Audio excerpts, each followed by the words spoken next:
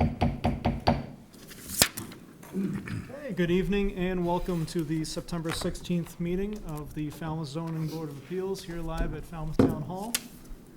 Calling the meeting to order, and we will ask everyone to please silence their cell phones at this time. I'll introduce the board, starting on my far right. Your far left is Jerry Patamas, who is an associate member of the board. To my right is Scott Zelinski, who is the board's chair, vice chair. That's me. Not yet. I'm the chair, not yet. My name is TJ Hurry. I'm the chair of the board. To my left is Bob Dugan, who is the board's clerk, and James Morse, who is a full voting member. Also with us tonight is Noreen Stockman, who is the zoning administrator, and Ashley DeMello, who is the recording secretary for the night. The Zoning Board of Appeals is charged with applying the zoning bylaws for the town, and we consider special permits, variances, and appeals as provided in the bylaws, which have been approved by town meeting and the Attorney General's office for the Commonwealth. All decisions the board makes are made through the public hearing process. The board's goal is to hear testimony from the applicant, from the public, and also to allow a full and fair discussion of the project prior to rendering a decision. To begin each hearing, the clerk will read the public announcement of the hearing and then present any pertinent information from the file, such as referrals from town departments and summarizing correspondences to the board.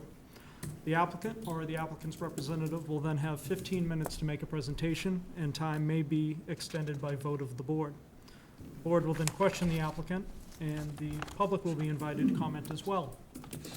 Public comment should be directed only at the project itself. We ask you to please refrain from any personal or derogatory statements. Public comment can include an opinion in favor, in opposition, or it might just simply be a question about the nature of the project. The chair will limit discussion in the interest of time in the event that comments become repetitive. All members of the public wishing to speak should wait to be recognized by the chair. You can come to the podium to the left here. We ask you to state your name and address for the record, and we limit public comment to 2 minutes per person. The hearing will then either close or be continued when the hearing is, when the board has determined that enough information has been presented by testimony and in the file to make a decision by motion and vote of the board. The hearing will be closed. And the alternative, we may continue the hearing to a future date and time certain. After a hearing is closed, no more testimony may be taken. And as for board discussion and decisions, the board may then further discuss the project among ourselves. We would make a motion to deny or approve that would be made and voted upon. Such a motion would include a summary of key findings and conditions. An affirmative vote of 4 members, which is a supermajority, is required for approvals of special motions on special permits, variances, and appeals. A split vote, such as a 3-2 vote, would be a failure to carry and would result in denial of the project. Under Massachusetts general law, if a special permit is denied, the applicant cannot return to the board for 2 years unless the project is substantially different. So turning to the agenda for the night, we do have the public comment period followed by 1 new hearing, and we have a few items on our open meeting agenda. So first up for the night is public comment. This public comment portion is meant for anything that is not on the agenda. So is there anyone out there with anything to say on something that is not on the agenda tonight? All right, seeing none, we'll move right ahead into our new hearings. Or 1 new hearing. It is application 69-21, Falmouth Housing Corporation and Affirmative Investments, Inc., 763 Main Street and 24 Scranton Ave in Falmouth, requesting a comprehensive permit to raise the existing building and construct 48 affordable rental apartments with retail space on the first floor and age restricted for 62 plus. And before we open the hearing, I believe, James, do you have a disclosure? Mr. Chairman, for the record, James Morse, regarding permit application 6921, I have a conflict in this matter and I have to recuse myself. All right, so the voting members on this project, thank you, James, by the way. The voting members on this project will be Jerry, Scott, myself, and Bob. Bob, take it away when you're ready. So application number 69-21, Falmouth Housing Corporation and Affirmative Investments, Inc., 704 Main Street, Falmouth, Mass., and 33 Union Street, Boston, Mass., is applied to the Zoning Board of Appeals for a comprehensive permit pursuant to Mass General Laws, Chapter 40B to raise the existing building and construct 48 affordable rental apartments with retail space on the first floor and age restricted for 62 plus. The subject properties are 763 Main Street and 24 Scranton Ave, Falmouth, Mass. For referrals,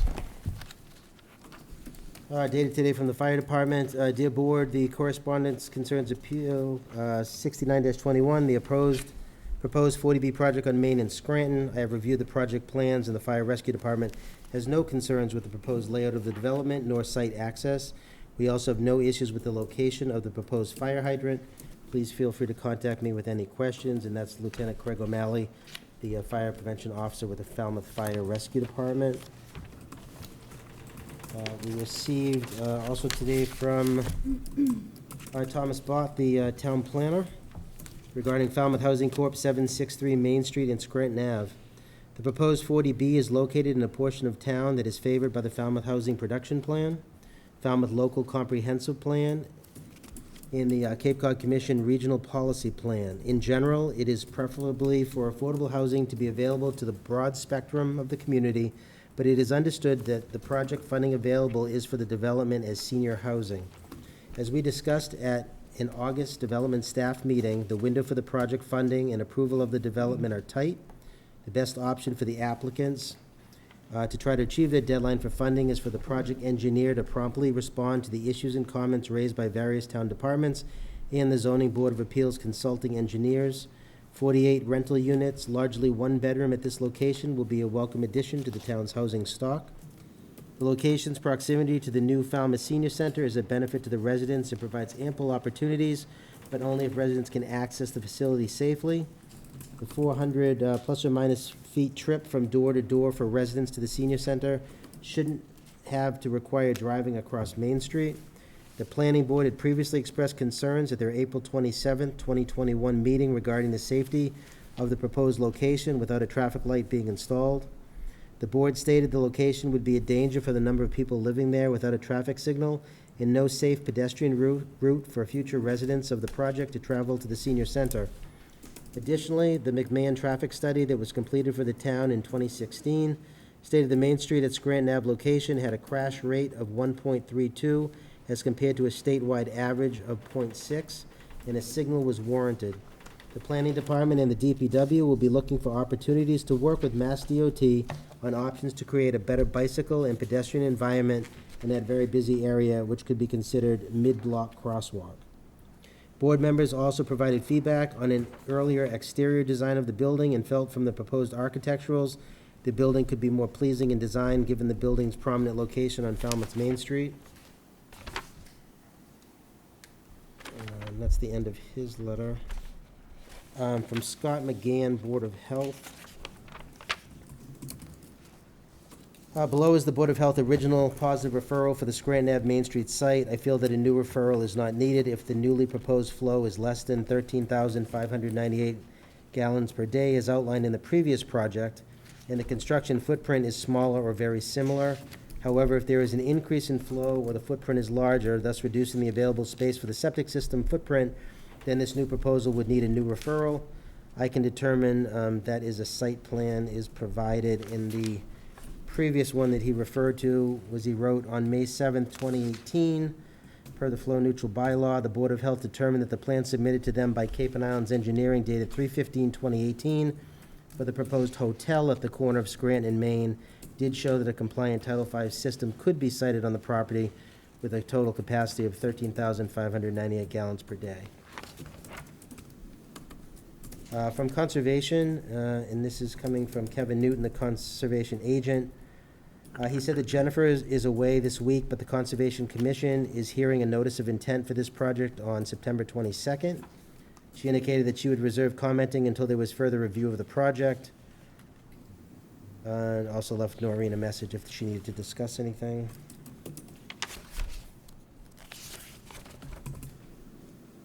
This is dated September 14th, 2021, from the Office of the Town Manager and Select Board. And this went to Rebecca Frawley, Wachtel, Director of Mass Department of Housing and Community Development, Low-Income Housing Tax Credit Program, 100 Cambridge Street, 3rd floor, Boston, Mass. Subject is a letter of support for the Scranton/Maine Affordable Housing with Falmouth Housing Corp. Dear Rebecca Frawley Wachtel, I am writing on behalf of the Falmouth Select Board, which acted at their meeting of September 13th to authorize this letter of support. The town has reviewed an application for site approval and project eligibility from the Falmouth Housing Corporation, a private nonprofit for a 48-unit senior housing rental project for individuals aged 62 plus, located at the site of a former bank building at 763 Main Street and 24 Scranton Avenue in Falmouth. The proposal also includes 2,400 square feet of retail space along Main Street. Town staff members discussed this project with the developer's representatives at meetings of the town's development staff on April 21st, 2021. Staff recommendations were presented to the Select Board on May 10th. Subsequently, staff met again with the developer after the comprehensive permit application was submitted. The proposal consists of 3 studio apartments and 45 one-bedroom units in one building on 1.8 acres. All units will be deed restricted affordable. The income range for the units is broken down by category as follows. 30% AMI, there's 8, 50% AMI, there's 8, 60% AMI, there's 29, and that gives a total of 45. The subject property is downtown, directly across from the Falmouth Police Station and Senior Center. It is located less than a mile from a grocery store, pharmacy, library, beach, and the Marine Park, and is accessible to public transportation. The property is located within the municipal sewer service area. The zoning for the property is business redevelopment along Main Street in B2 on Scranton Ave. The business redevelopment district encourages mixed use, which is why the developer includes retail space on the first floor. It should be noted that the commercial space likely decreases rather than increases the revenue potential for the property. The local comprehensive plan calls for a housing for all with greater infill residential density where appropriate, primarily through redevelopment in some areas and discouraging further development in others. Per the LCP, this location is ideally suited for greater density and for individuals of 62 plus. In particular, given available municipal sewer infrastructure and access to transportation and services noted above. Town's housing needs, as identified in the 2018 Housing Production Plan, call for 85% of new affordable housing units to be rental and 15% to be home ownership. The Falmouth HPP identifies an unmet need of 469 rental units for individuals over the age of 61 specifically. This proposed housing addresses a particularly acute need for renters at 30% to 60% of the median income. The town has generated very few units at this lower end of the income scale in recent years. The developer, Falmouth Housing Corporation, has an exemplary track record of constructing quality rental housing and perhaps more importantly, managing its properties in a manner that is sure they remain an asset to the community over long term. For all of these above reasons, the town is very pleased to receive this application. The Select Board, as trustees of the Falmouth Affordable Housing Fund, is scheduled to consider award of local funds at a meeting in the coming weeks after receiving a recommendation from the Community Preservation Committee. The Select Board supports this application as submitted and respectfully urges the Department of Community Development to award the full amount requested by the Falmouth Housing Corporation from low-income housing tax credits. That's signed Julian M. Suso, Falmouth Town Manager, and again, per vote of the Select Board, 9/13/2021. From engineering, this is from August 5th, 2021.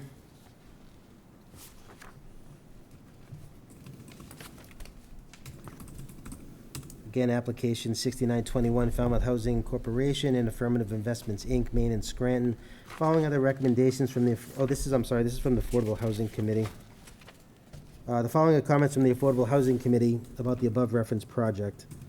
1, the Affordable Housing Committee strongly supports this affordable 48-unit rental apartment development. It meets a very high priority from our housing production plan. For example, 45 one-bedroom and 3 studio units for those at least 62 years of age. All of the units will count on Falmouth's subsidized housing inventory.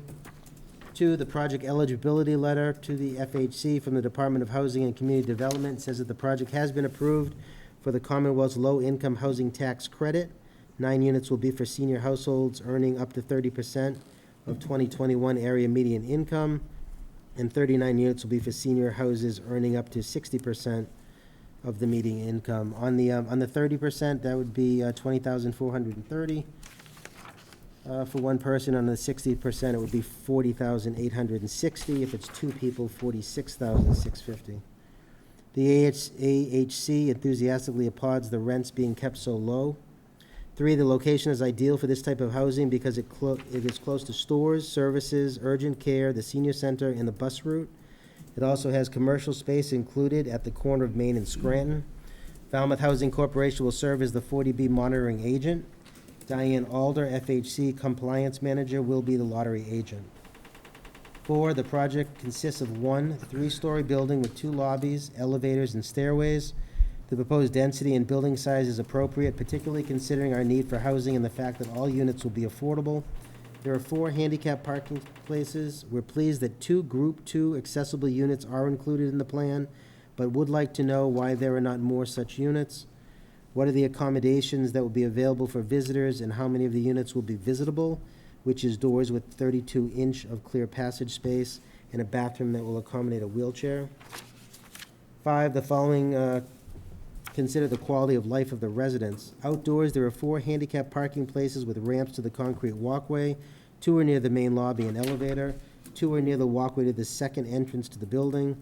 There is a stone terrace and a lawn in front of the building facing Main Street. We consider the number of parking places for residents 30 to be adequate for the project. The first floor has 2 lobbies, mail and a package room, community room with a sink, and office for management, ? A trash room, 1 Group 2 accessible unit, which is number 101, and 1 studio unit, number 110. The other 2 studios were converted to 1-bedroom units. It does not appear to have a laundry. We recommend the laundry be added. The second floor has the other Group 2 accessible unit, number 209, a laundry and a trash room. The third floor has a laundry, lounge, a trash room, and an outdoor porch with harbor view.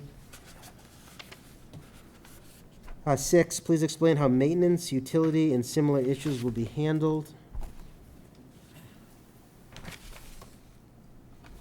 And that's the end of that letter. It actually superseded another one that they had.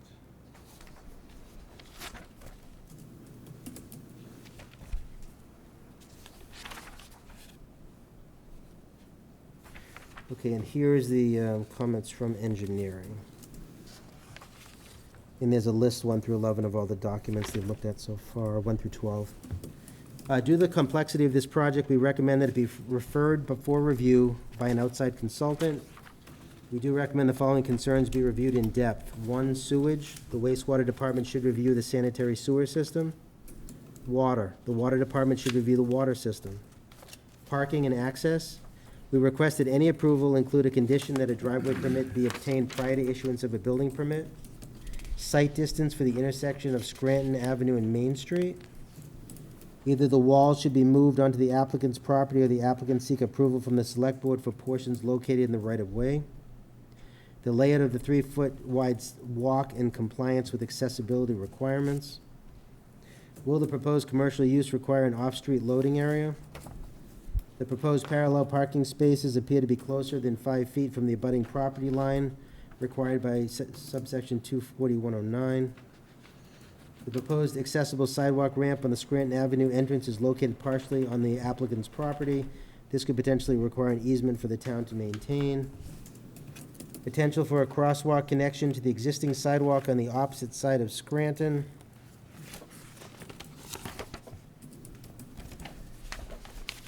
Grading and drainage.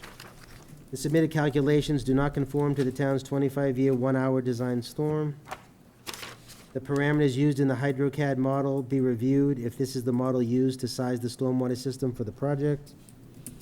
Constructability and future maintenance of the proposed retaining wall in close proximity to the property line and stormwater structures. More detail for the proposed retaining wall. This project should conform to the town's soil erosion and sediment control standard conditions, which can be found on the Engineering Division's webpage. There should be only 1 construction entrance on Scranton Avenue. All stormwater should be captured and infiltrated on site, as is required by the town's zoning regulations. The drainage area divides should be reviewed. And then general, we requested an outside consultant be hired for any construction period monitoring, inspections, reviews, and approvals. We are working on address assignment figures for the project, and will provide draft figures in the near future for the applicant to use for permitting and sales. we are available to go through these comments with the review engineer. From DPW Water Division, the DPW Water Division has the following comments. The water mains and services are on the plans as required. The proposed 8-inch tap into the new main in Main Street will require full-width roadway restoration as the road was repaved this year. Proper backflow protection will be required on the proposed fire line and may also be required on internal portions of the proposed domestic lines per Mass Plumbing Code. A fire flow test will be required to size the fire and domestic lines based on existing conditions and the flow and pressure needed for the anticipated internal demands. And water meters will be required for the domestic lines per town code. Please contact me any questions, that's from Catal O'Brien, the water superintendent.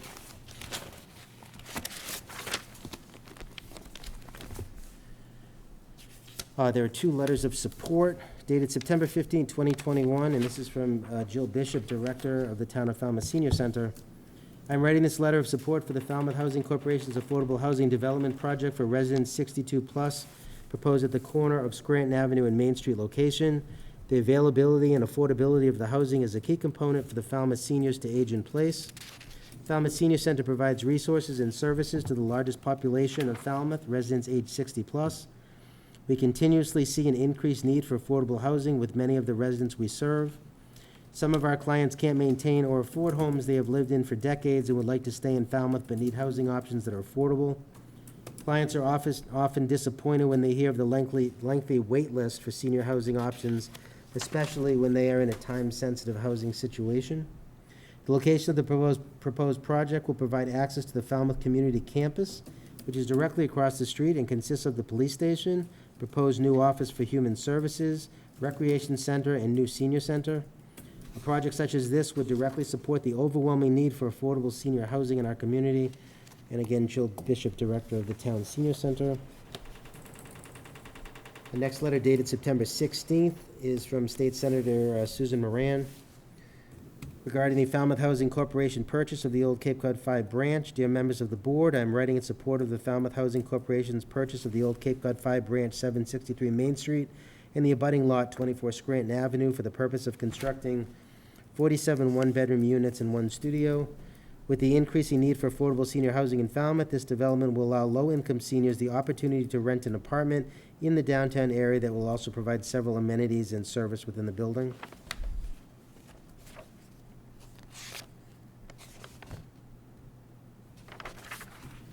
Dated September 13th, this was from Laura Moynihan, comprehensive permit, application 763 Main Street, 24 Scranton Ave, application 69-21.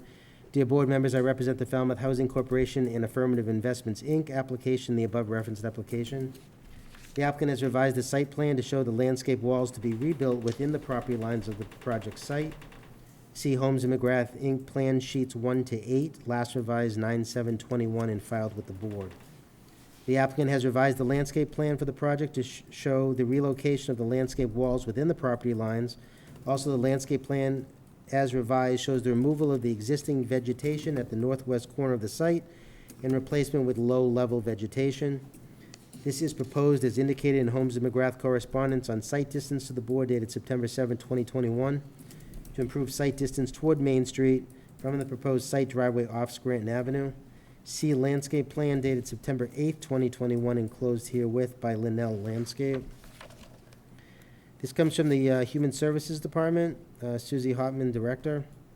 To the members of the Falmouth Zoning Board of Appeals, I am writing to give my support to the Falmouth Housing Corporation and their proposed senior housing development on the corner of Scranton Ave and Main Street, Falmouth. I don't believe there is any longer a doubt that Falmouth is in need of more affordable housing. The Human Services Department is increasingly receiving calls and providing consultation and advocacy services to aging residents who are losing their rentals because their landlords have decided to sell on the hot real estate market. We have some residents who have lived in rentals for 20 years at a generously low rent and are now facing an insurmountable rental increase or being evicted and forced to look for other housing, which doesn't exist. Having an additional 48 affordable rental units for Falmouth's low-income seniors would be a tremendous benefit to our growing senior population amidst a mounting housing crisis. Additionally, the location across the street from both the Senior Center and soon the Human Services Department will provide easy access to recreation, wellness, and support services for the residents of the project. Respectively submitted, again, Susie Hopman, LICSW with Human Services Department.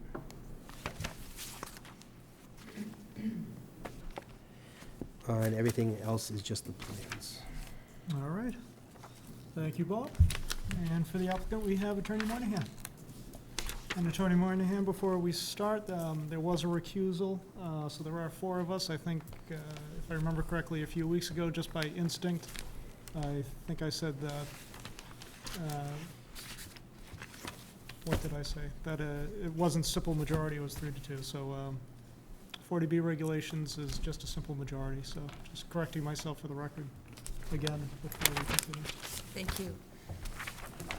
Before we get going, there should be a response letter in there for the engineering referral. I don't know if you feel you would need to read that into the record. Yeah, I think that's what, let me just double check. I think that's what was next, from Holmes McGrath, correct? It was from me.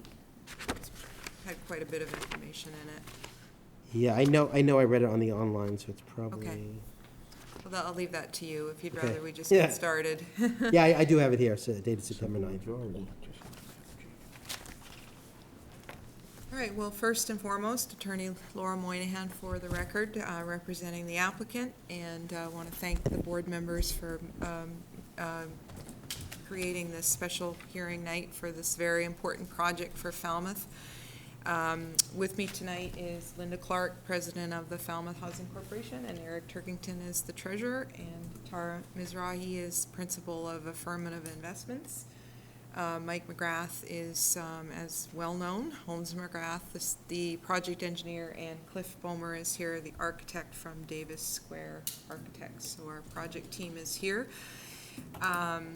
And we would like to get started. We've put together a lot of information on this PowerPoint presentation, and I will start off, and then I'll turn it over to Cliff to discuss the architectural side of the project. So the first issue for any 40B project is the standing issue, and here there is site control with a purchase and sale agreement with the Cape Cod 5 who owns the property. DHCD has issued the project eligibility letter, and the applicant will be an LDO by the regulatory agreement with DHCD, so it meets the 40B regulations for standing. This is a map showing the project location, which I'm sure all of you are aware of it.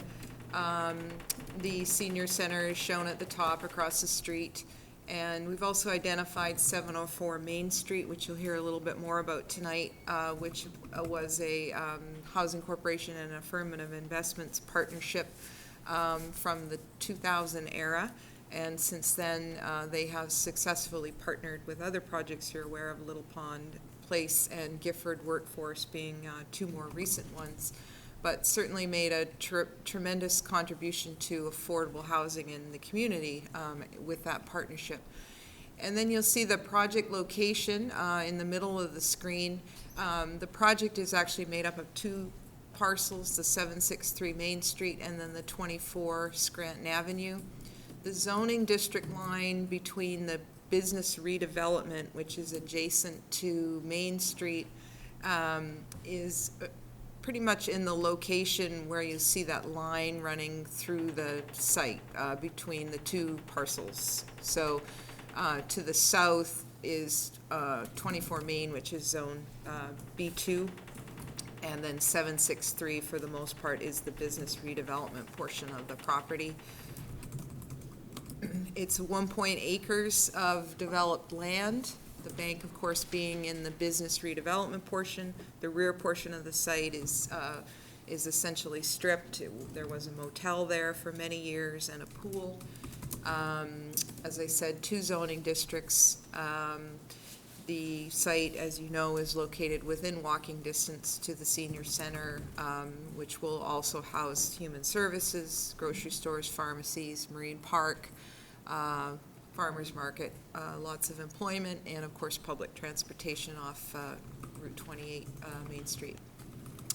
So the project proposes 47 1-bedroom and 1 studio age-restricted units, 62 and over.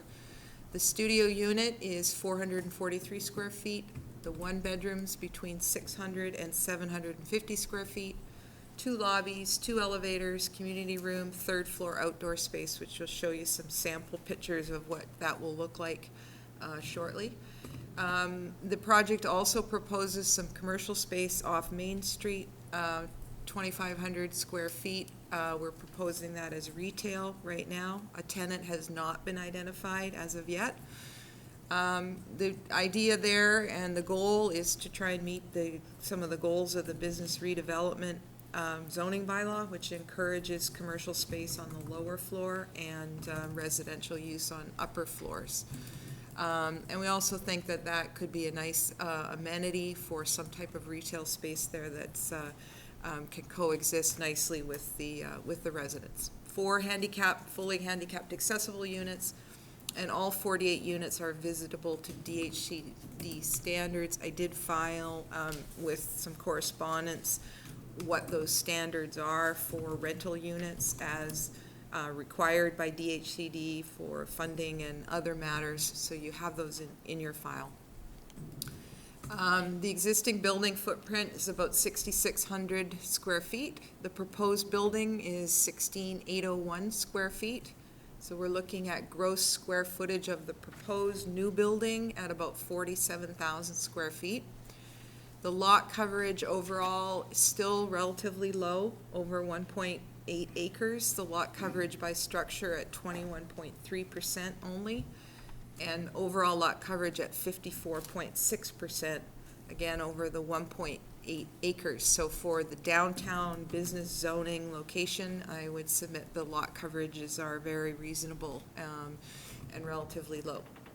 The density is 26.67 units per acre.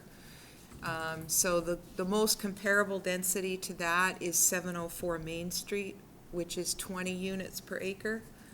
That site is a little different, however, even though the density is a bit lower, because it contains 41 two-bedroom units, as well as the 18 one-bedrooms. So the occupancy rate there is higher, and the impacts from more occupants, I think, is obvious. So we just wanted to show that to you to just compare. I think you're all familiar with that building and that use and how it coexists in that location very nicely, I would submit. But it does have a higher potential occupancy rate. And it also has up to 10,000 square feet of the commercial space, which was approved under the comprehensive permit. So different type of development, but a lower density than this project, but impacts, I think, potentially greater. The affordability chart, which you heard about in the DHCD letter, so 12 units at 30% area median income, 6 units at 50%, 30 units at 60%, and you'll see the rents there for each, depending on the income range. And all utilities are included in the rent. There will also be full-time resident services staff located on-site to assist the residents. Those types of services include calling for transportation, arranging transportation through the RTA, shuttle service, generally helping the residents as they need it. So the architectural design, at this point I'd like to ask Cliff to come up and talk about the design of the building and some of the elements and considerations, and then we'll ask Mr. McGrath to talk about the site design. And this is the advance, this Yes. that, okay. I'll take my mask out, it's a little easier. Hi, everybody, I'm Cliff Bomer. I'm a principal at Davis Square Architects. We're in Davis Square, Somerville. I've worked with the Falmouth Housing Corporation on other developments, and it's always exciting to be here, and thank you very much for hearing us tonight. I'll go quickly. I did notice that time limit at the beginning, so I'll go pretty fast, and I think you have all the drawings. I think the important thing was, of course, making a good fit. I think our firm and certainly Falmouth Housing Corporation is very committed to their developments really fitting into the community. And as such, we've looked very carefully at the context and listened to a lot of good comments that we received from the planning board as far as architectural elements that they think are appropriate for this part of town. And we listened carefully to what they said. We've modeled a lot of the detailing on the development that was of particular interest to them, which was 704 Main Street. We also changed window sizes and did some other things that we think addressed some of the design concerns that we did here previously. But again, it's really big deal for us to make the building fit in through the detailing, the scale, really have a pedestrian scale relationship for pedestrians who are on the street. Maintaining the building height was very important to us, which we've done in all of the building except for a small area where there's some elevator overrun, but I think that's only up to 37 feet. Active roofscapes are very common here, so there are, even though it is a 3-story building, the 3rd story is up in a roofscape incorporated within the roofscape, as is the case at 704. I mentioned the windows already, a lot of articulation of the building facade, so between bays and the footprint itself moving in and out. It's important on longer buildings to really break that up, create a lot of relief and shadows on the building that really help break down the scale of it. The rooftop equipment, we don't want that visible. And nowadays, most mechanical systems are located up on the roof. We're using smaller individualized units and concealing them from the streetscape. You might hear a little bit more tonight from Mr. McGrath about the landscape plan. And of course, very important is that the bigger parking field is behind the building, so that isn't part of the public realm. Seen lots of parked cars. This is a view from Main Street looking back into that one-way entry off of Main Street. That to the left is a hot dog stand that you see in the foreground. There will be fencing along there. We took that out so that you could really see the bottom story of the building, fencing along that property line. We haven't settled on the design of the sign yet, but we do want to have a sign out front at that entry off of Main. If I could interrupt you for just a Sure. moment. I know you said that you were worried about the time restraints, but Yeah. the board can vote to extend it. Okay. You are at 10 minutes at the moment. Attorney Moynihan, I'll defer to you in terms of how much time you might need. I don't want anyone rushing too fast through Okay, the well, it's presentation. totally- I up to would you. say maybe 20 minutes, 20, so just a 5-minute continuation, 20 minutes total, or, 20 minutes total. all right, I'll make that Okay. motion. all right. Second. All right, motion was made. Thank you. Uh, I'm always sorry, wary because, Sorry, all those in favor? Aye. Okay, sorry. go right ahead. I'm always Sorry, wary. I didn't want you Architects rushing. tend to talk too much too, so I'll keep moving. This is another view from Scranton. It's an important view of the building. Actually, we put a square tower at the end, much like the square tower that's at the end of 704, the far left-hand end. You see that laundromat in the foreground. This is the view looking down Main Street, looking from Main Street down. Scranton, really trying to get a lot of movement in the building, and well, you'll see later in the elevations, a lot of variation of materials. Another way to help break up the overall mass of the building is we're using panels, clapboards, shingles, as well as stone detailing down at the lower levels of the building. This is the far left-hand end of the building where the commercial, at the most prominent corner where the commercial space will be. Again, we're dividing, again, the active roofscape's really important, bigger ganged windows, and variety of materials and subtle colors we think will help the building fit into a scale of many of the other buildings that are downtown. Again, some views of the materials that we're proposing, including upper floor and shingles to bring down that scale for the pedestrians along the street. This is a view along the driveway of the building. You see some of the foreshortened elevations, which is why they look a little distorted. Those are foreshortened because of the perspective view. storefront entry doors for the, both for the storefront itself and the residential entry. There is the primary residential entry at on the courtyard side of the building. So this is the view from the parking area, the primary parking lot and entry drive. These are just some images of completed buildings that our office has done utilizing the same kind of material types. This is a senior housing development that we did out in Tewksbury, Massachusetts. Same idea of putting the third floor up in the roofscape, creating an important entry, lots of variety of materials, but still keeping the colors subtle. This is the development that we just finished here in Falmouth, the Little Pond development, which is a family housing development, not senior housing. Some of the treatments that we like to incorporate into the resident entries, wooden textured floors, light fixtures, integrate places for furnishings to sit. It's always a good idea in multifamily buildings to have prominent stairway. The building code allows you to have at least one of your stairways open.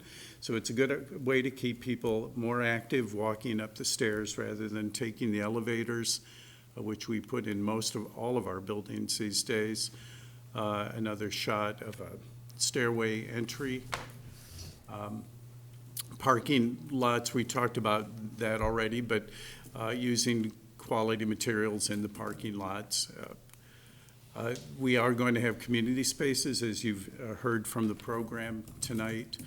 These are two community spaces. To the left is a recently completed one here in Falmouth. At Little Pond to the right is a living room in a senior housing development that our office did recently.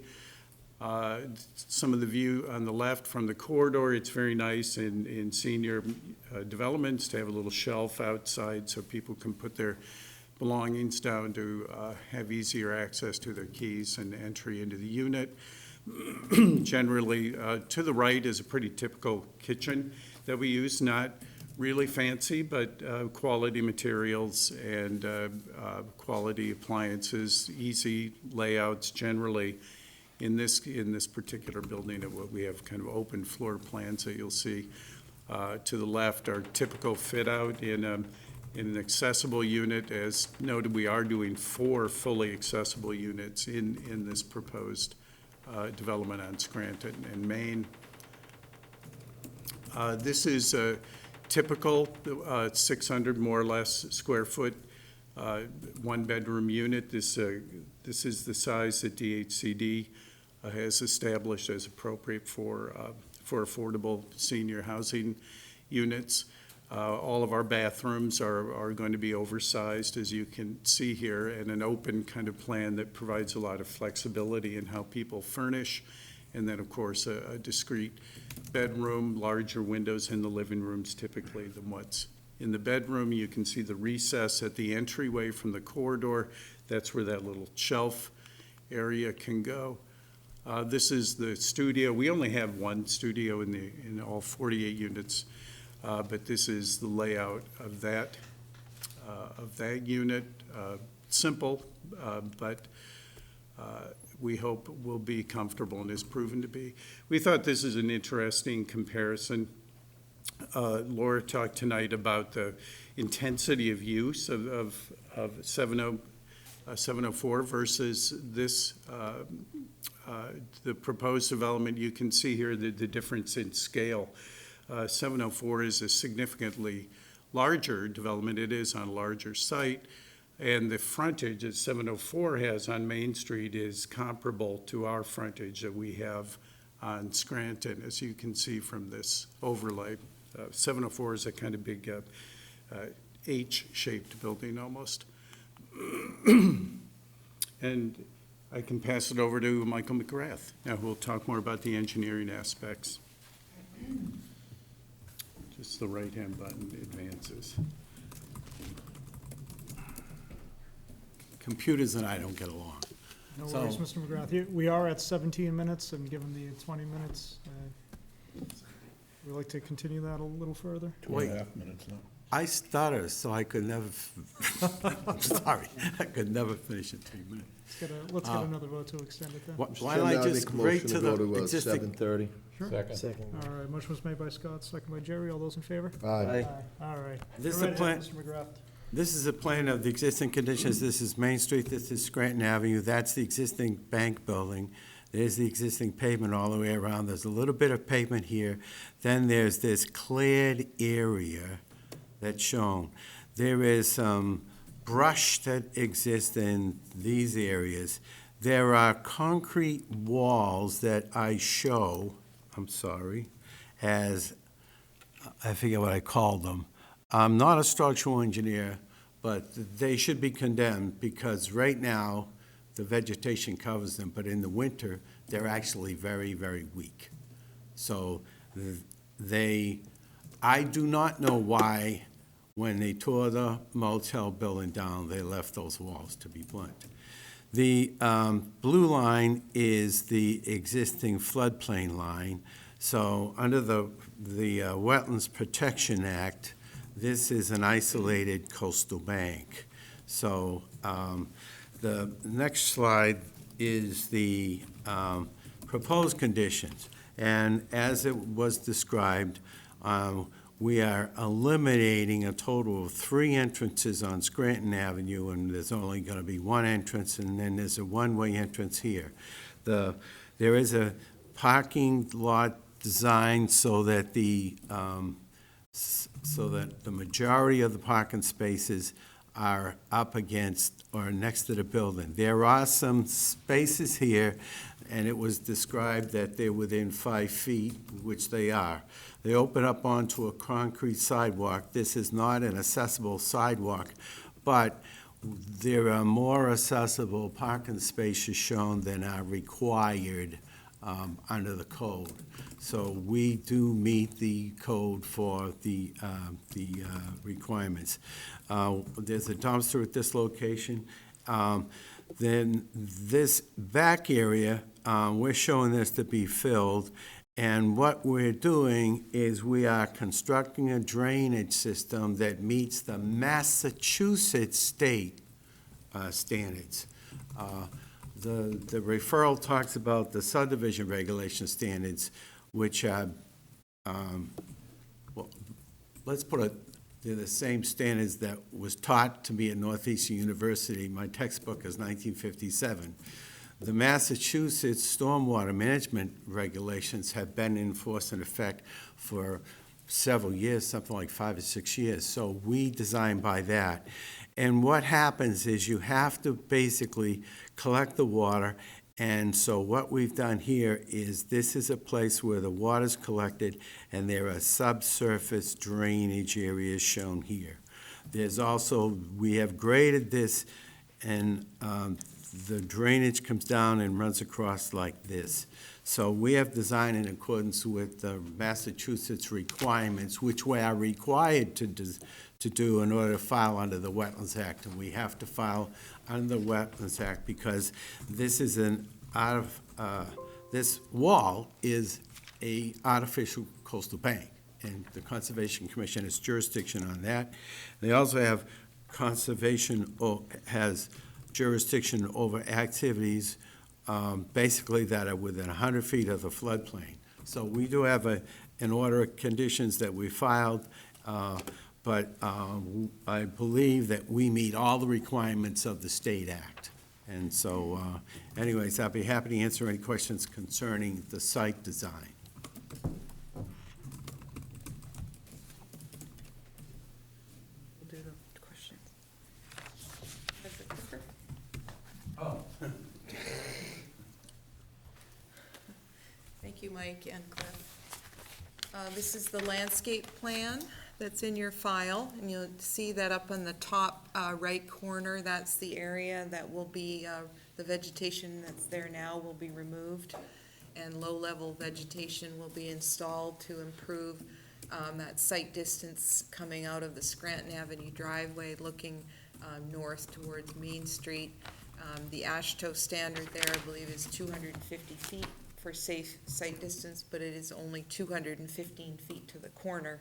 So we propose that clearing out of that area and revegetating it to improve that site distance.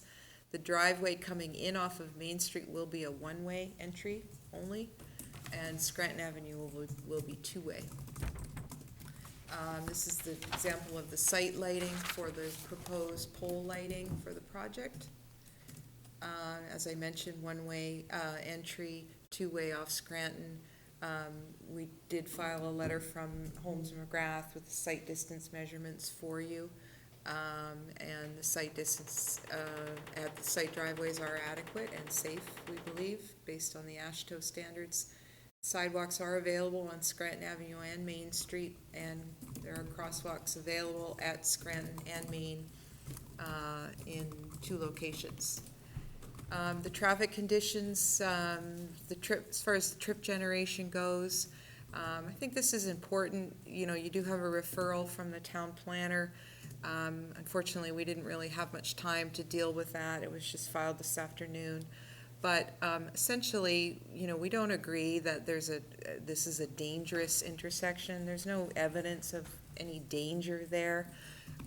The traffic report that we filed with the application shows a significant reduction in traffic generation from the bank with the drive-through and the motel room, which was actually allowed by the zoning board to be 46 rooms. But even at the 29 rooms that were actually built out, there's a substantial reduction in traffic from this particular use, as you can see by the numbers. The McMahon report that was cited by the town planner was done in April of 2016.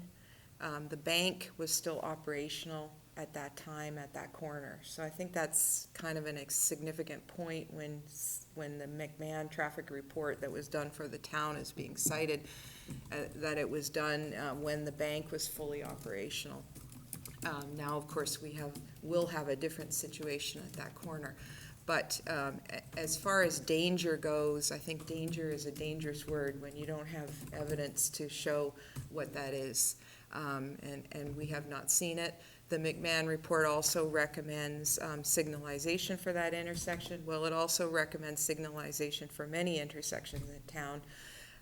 And the crash rate average is higher than the state, but the report also identifies 9 or 10 other locations where it's higher. So, and the report says that just because a signal is warranted doesn't mean it's required. So those are all kind of important factors here. So I would just urge you, when you're looking at the traffic information, look at what we have actually filed from a traffic engineer, and take into account that that the reference to this 5-year-old study that was done for the town at this corner was done at a time when the uses were different and more intense.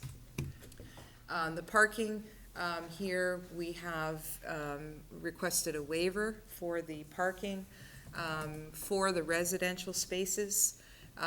So there are 43 total parking spaces being provided. We have designated 13 spaces for the retail use, which is what the zoning bylaw requires.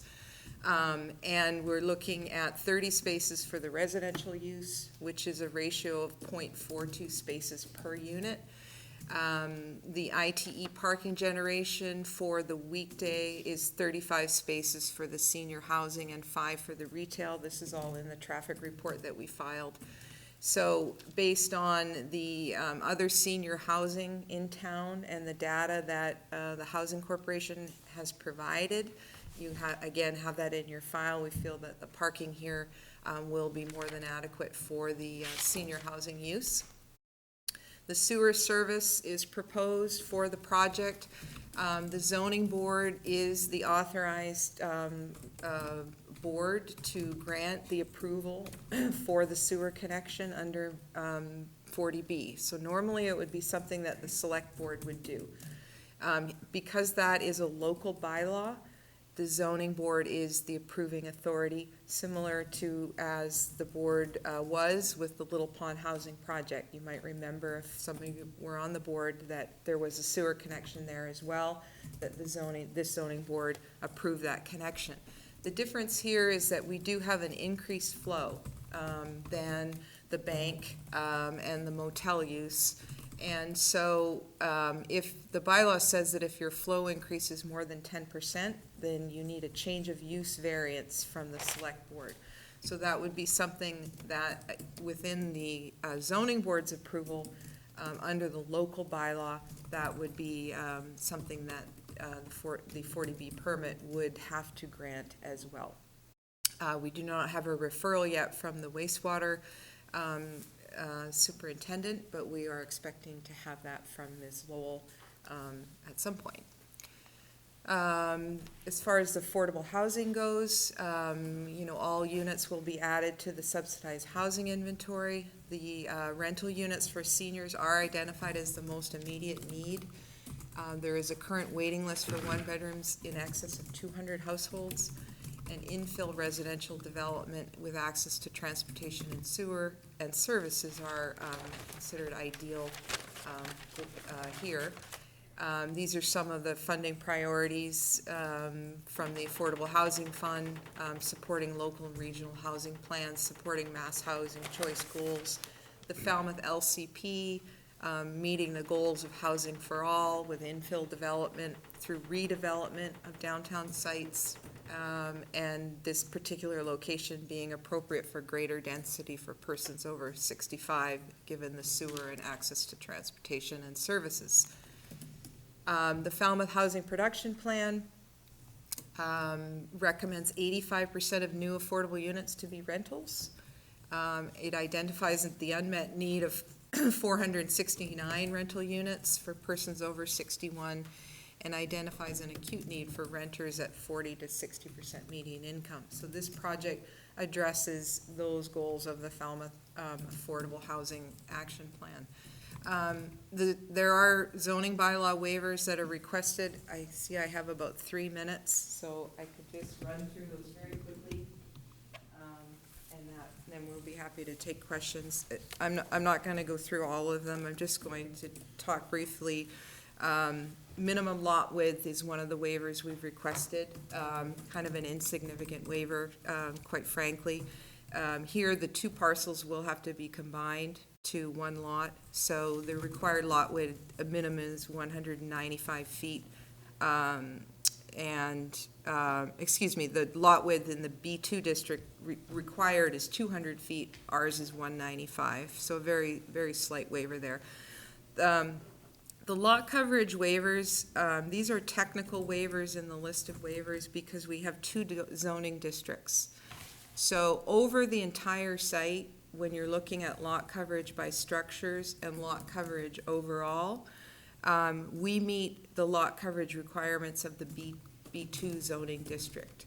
We're slightly over when you look at the districts separately and calculate lot coverage within each district separately.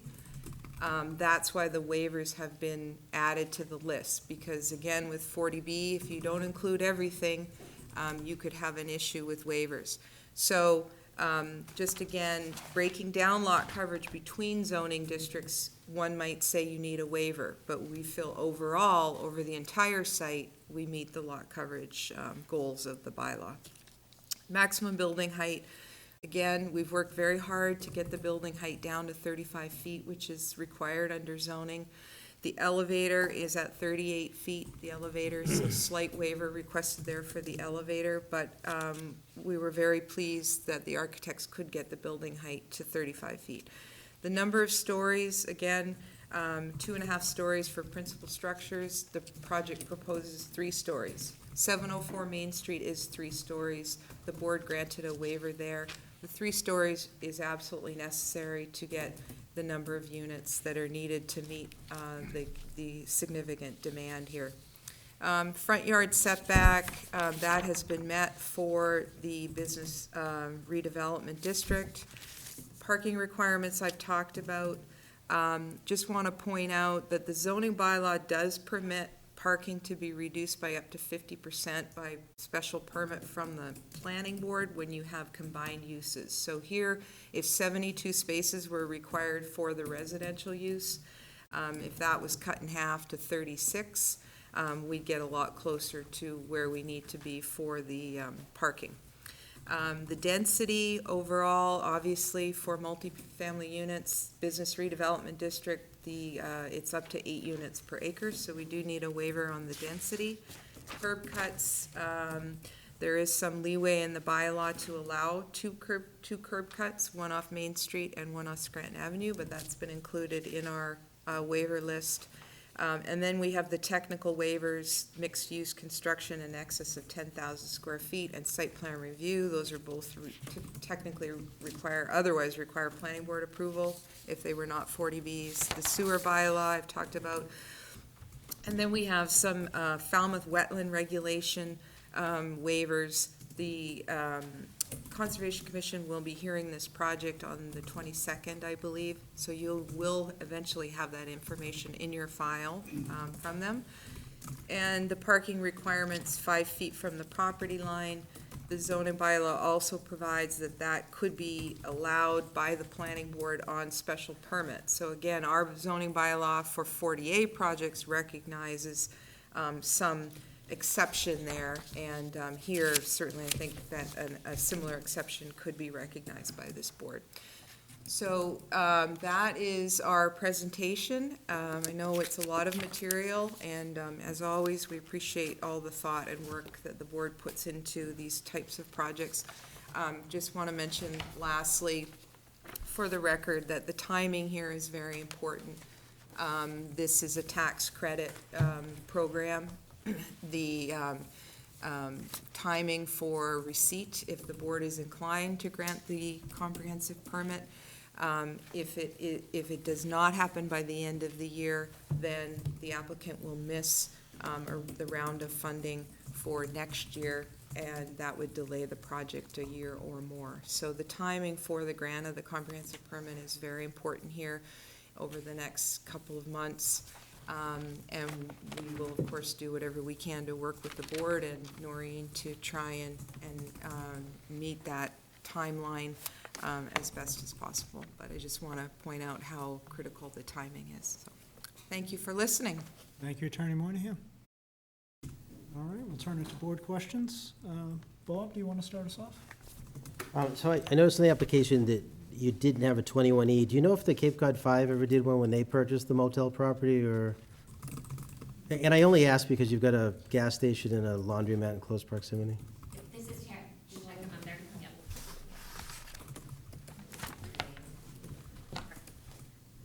Hi, I'm Tara Mizrahi from Affirmative Investments, for the record.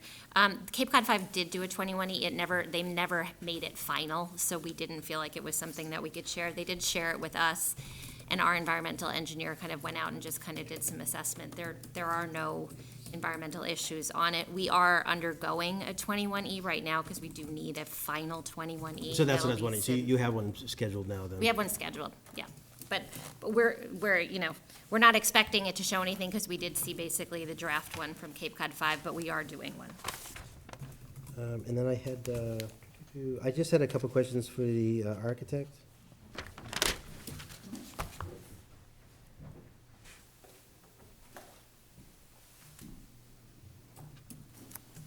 So I just had a question on the, I like how you articulated the different facades and it breaks up the building. Are they gonna be using any kind of color to emphasize that at all, so that you're not, roof lines are one thing, but one solid color is another, so are they planning those changes along with the, clapboard shingle changes? We haven't selected final colors at this point. We're committed to the idea of Something subtle variegated. colors, but variation is certainly something we'd look at. And my only other question was, on the tower portion, where it is a flat roof, is there any way to get any kind of a different roof line there, so it's not, as blocky? I know on 704 Main Street, and maybe it's because they had more room, it was more of a hip roof design, or That's right. it fit more in the building. So is that possible on something like this, or are you under a different constraint? If we did, it may increase the waiver we'd require for the building height. Would you need to go beyond the 38? Probably not beyond 38. Probably not. That we can look at that. That's all the questions I have. Yeah, okay, thank you. Thank you. Yep. Scott? For the architect, The security for the building, is that going to be a secured facility with passcodes for the residents? It will. That's not strictly under what we designed, but as we did on the other developments that we've worked with, yes. And will there be a delivery for groceries and amenities? Will there be access for that for the residents? There is space in the parking area for deliveries. That's where we expect that to happen, not off of Scranton. Okay, and I see the elevator, what do they call it up there? The elevator. The overrun, the penthouses? Yeah. That's still within the height that you had prescribed? Well, that's a 38 feet. Right. Yeah, I'd said 37. I was mistaken. And- It's actually 38 feet. And I just have one more for Mr. McGrath. Thank you. Thanks. Actually, I have two, sorry.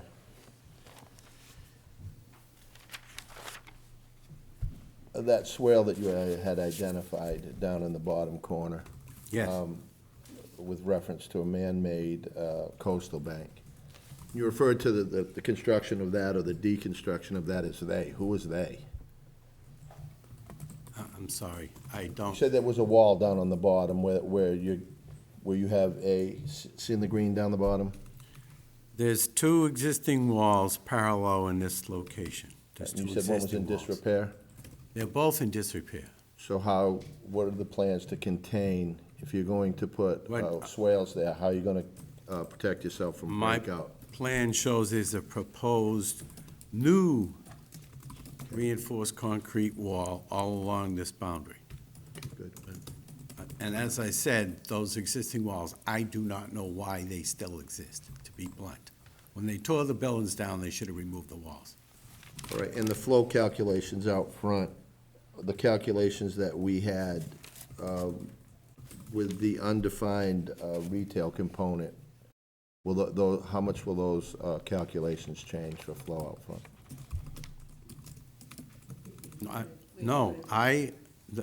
Are we talking about sewage flow, water Yeah, flow? yes. No, I included in the design a Title V sewage flow for retail space, Okay. and then I counted the bedrooms, so that there is existing, and yes, if you look at, I'm Right, sorry, right. I'm pointing at, I just want to get in the record, Yes. that's good. that there's 185 4 gallons per day, which is on the requirements under Title V. Thank you. Thank you, Mr. Chairman. Thank you, Scott. Jerry, anything? You didn't request a waiver from the Board of Health. I missed what the Board of Health recommendation was, whether they're saying they're okay with this, or they're gonna defer to the selectmen, which is now us, for flow neutral bylaw review. I believe that what Mr. McGann was saying, but we'll probably have to take a little bit more time to clarify that with him, was that he was looking at the prior application where Yes. the select board granted the sewer connection for the hotel that was gonna be on the site. And as part of his review, he was looking to see if a Title V system could fit on the Correct. site. I think that goes into the question of, the sewer, if the sewer connection couldn't happen, could a Title V system go on the property? So I think that's maybe what he was getting at there. So he had said in his referral, if the building footprint here is comparable in size to that hotel building footprint, then I'll stay by what I said before, which was the Title V system could fit. But again, it all sort of came in yesterday and today, so we'll have to just narrow that down a little bit for you and with Could you him. clarify, because Yeah. at one time, Yeah, and this we will. goes back too long, I mean, that could have been a veto if Title V was available. Yeah, I'm okay, not saying whether I agree with it or not, but I mean, that was Yeah. something that was built in for protection from overloading the sewer system. right, So it'd be nice to have it clarified. okay. And either way, it would probably defer it to us anyways. I Even if did have a Correct. conversation with both Mr. McGann and Ms. Lowell Yep. on this issue. And basically what Mr. McGann was saying was that while it's contingent on him to decide whether a traditional septic system could be sited here, he said that's sort of a moot exercise because it is on sewer.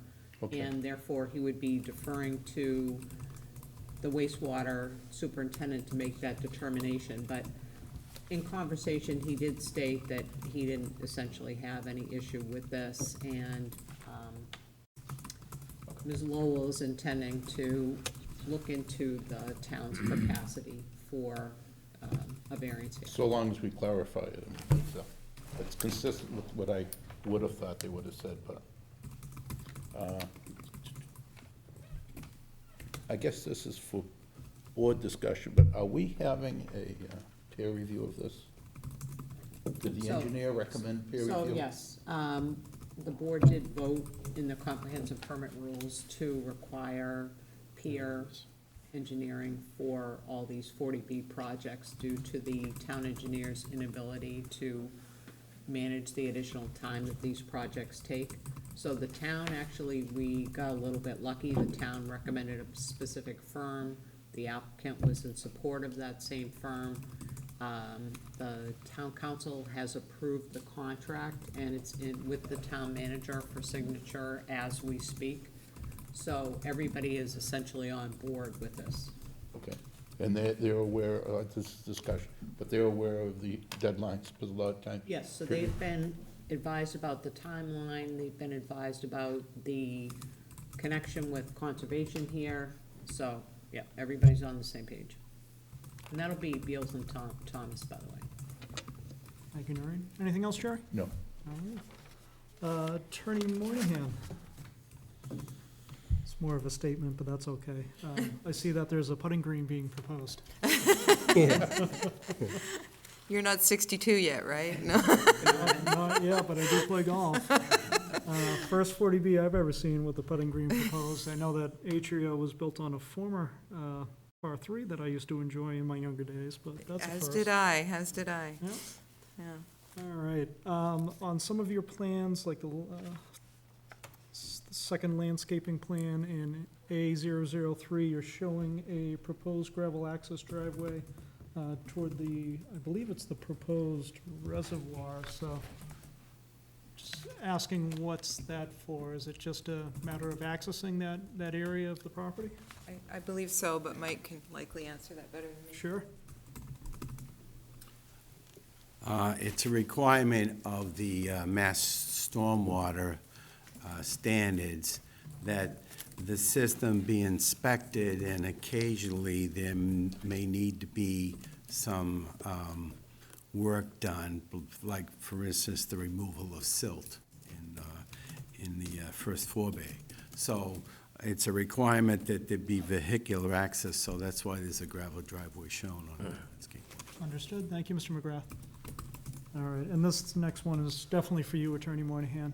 So in the preliminary construction budget, I noticed it was blank, and you noted that it was not applicable due to DHCD as the subsidizing agency, and you cited due to the ZBA of Amesbury versus Hack.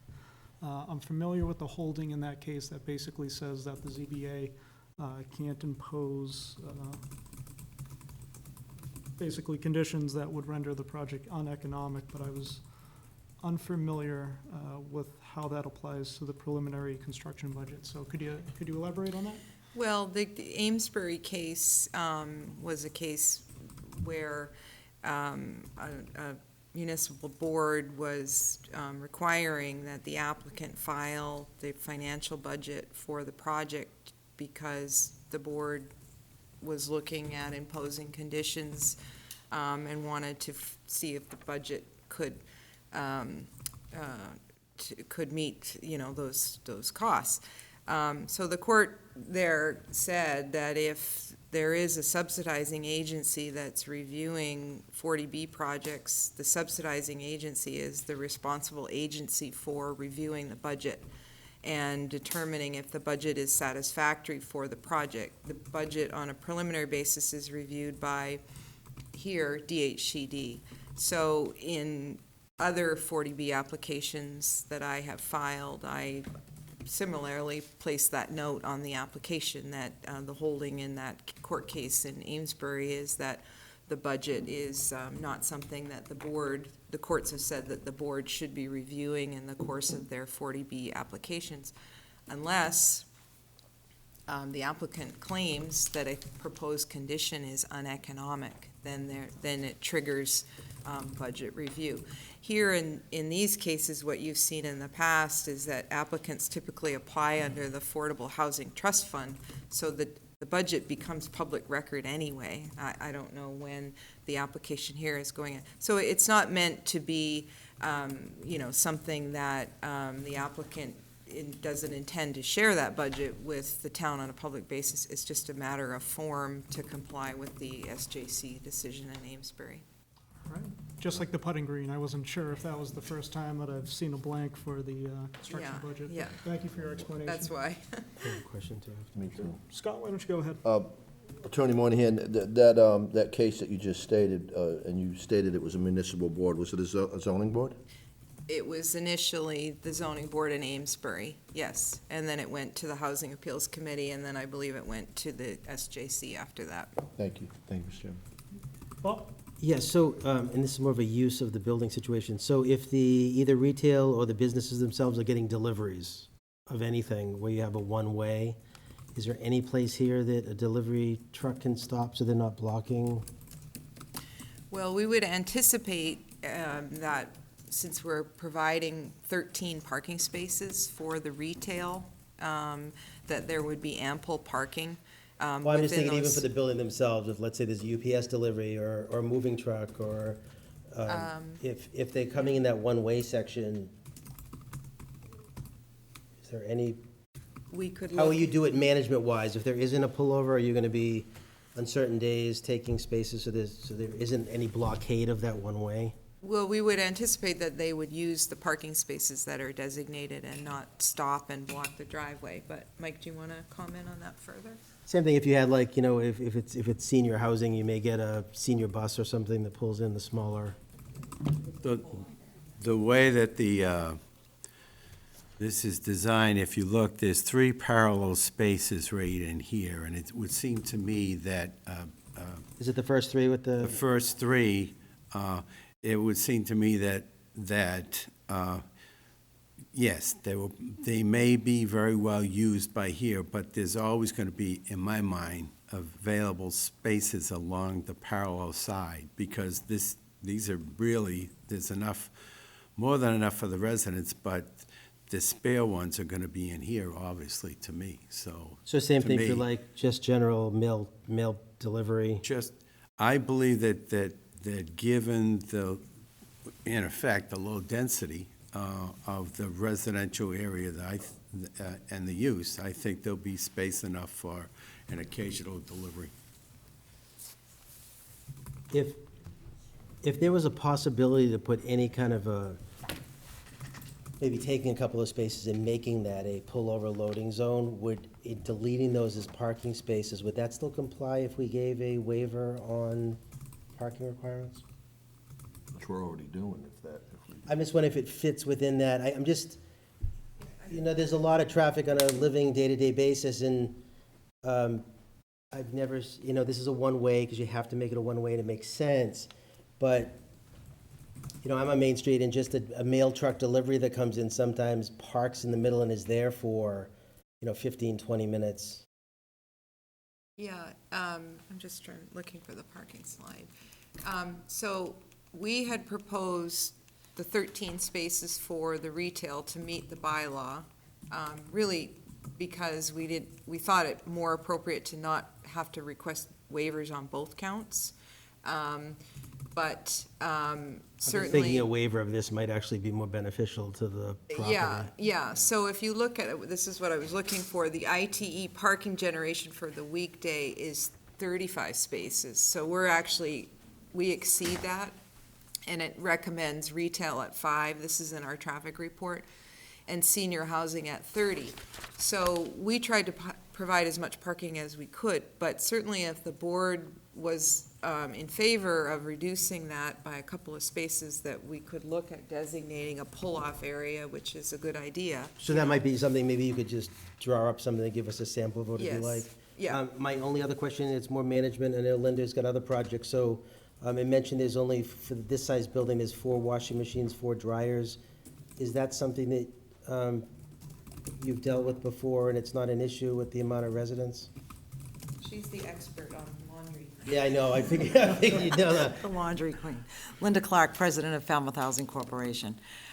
So typically, even in our 4 families, we have 1 washer and 1 dryer. Okay. Okay, so that would be even, it's a 4-plex, 2 1-beds, 2 2-beds. And we've never had any issues with laundry. 704 has a total of 6 washers, 6 dryers. So, and we don't ever have issues. I've been managing the property for 8 years, That's great.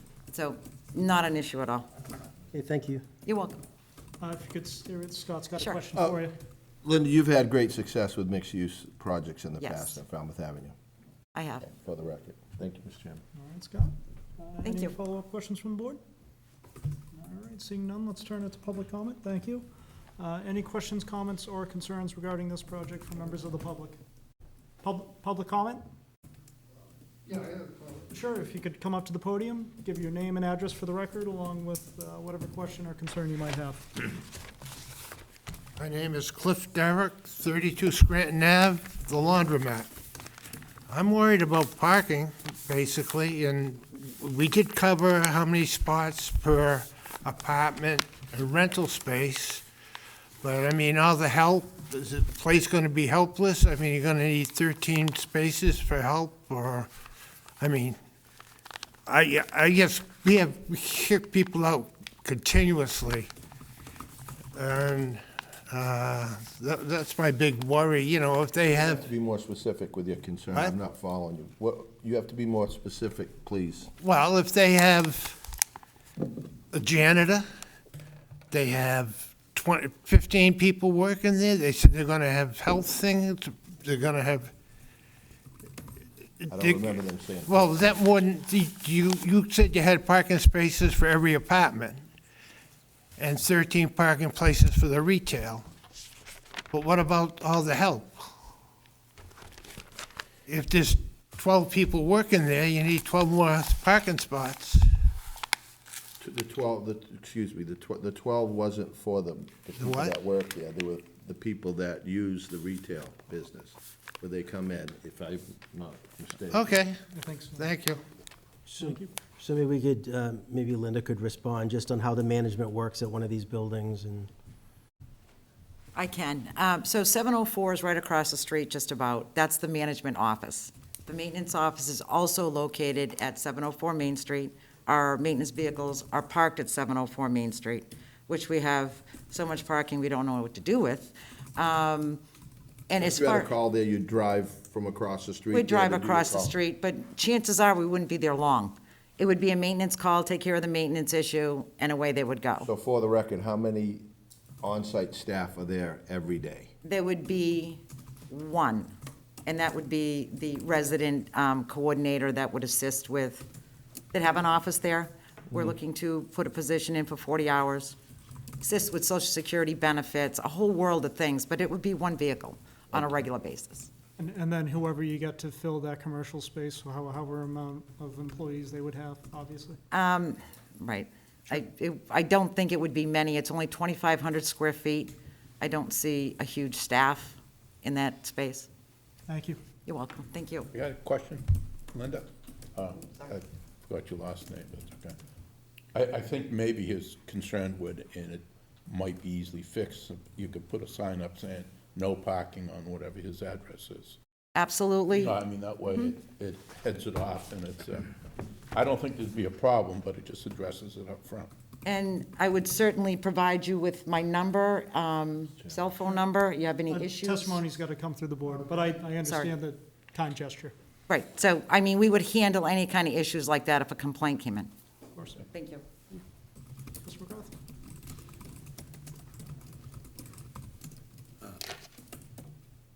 I would now like to speak as a citizen of the town of Falmouth, and I am not representing Falmouth Housing Trust nor Affirmative Investments. So you're off the clock. I'm off the clock. So what I'd like to do first is I'm going to pass out to you some colored plans.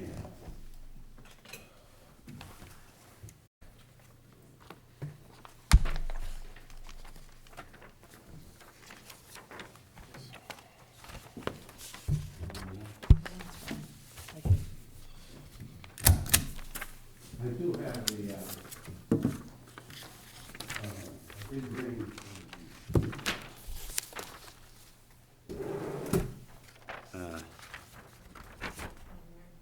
Where? I think it's down where the other green one is. The green one, Oh. third shelf. I just wanted to take that one out. Don't break it, Mike.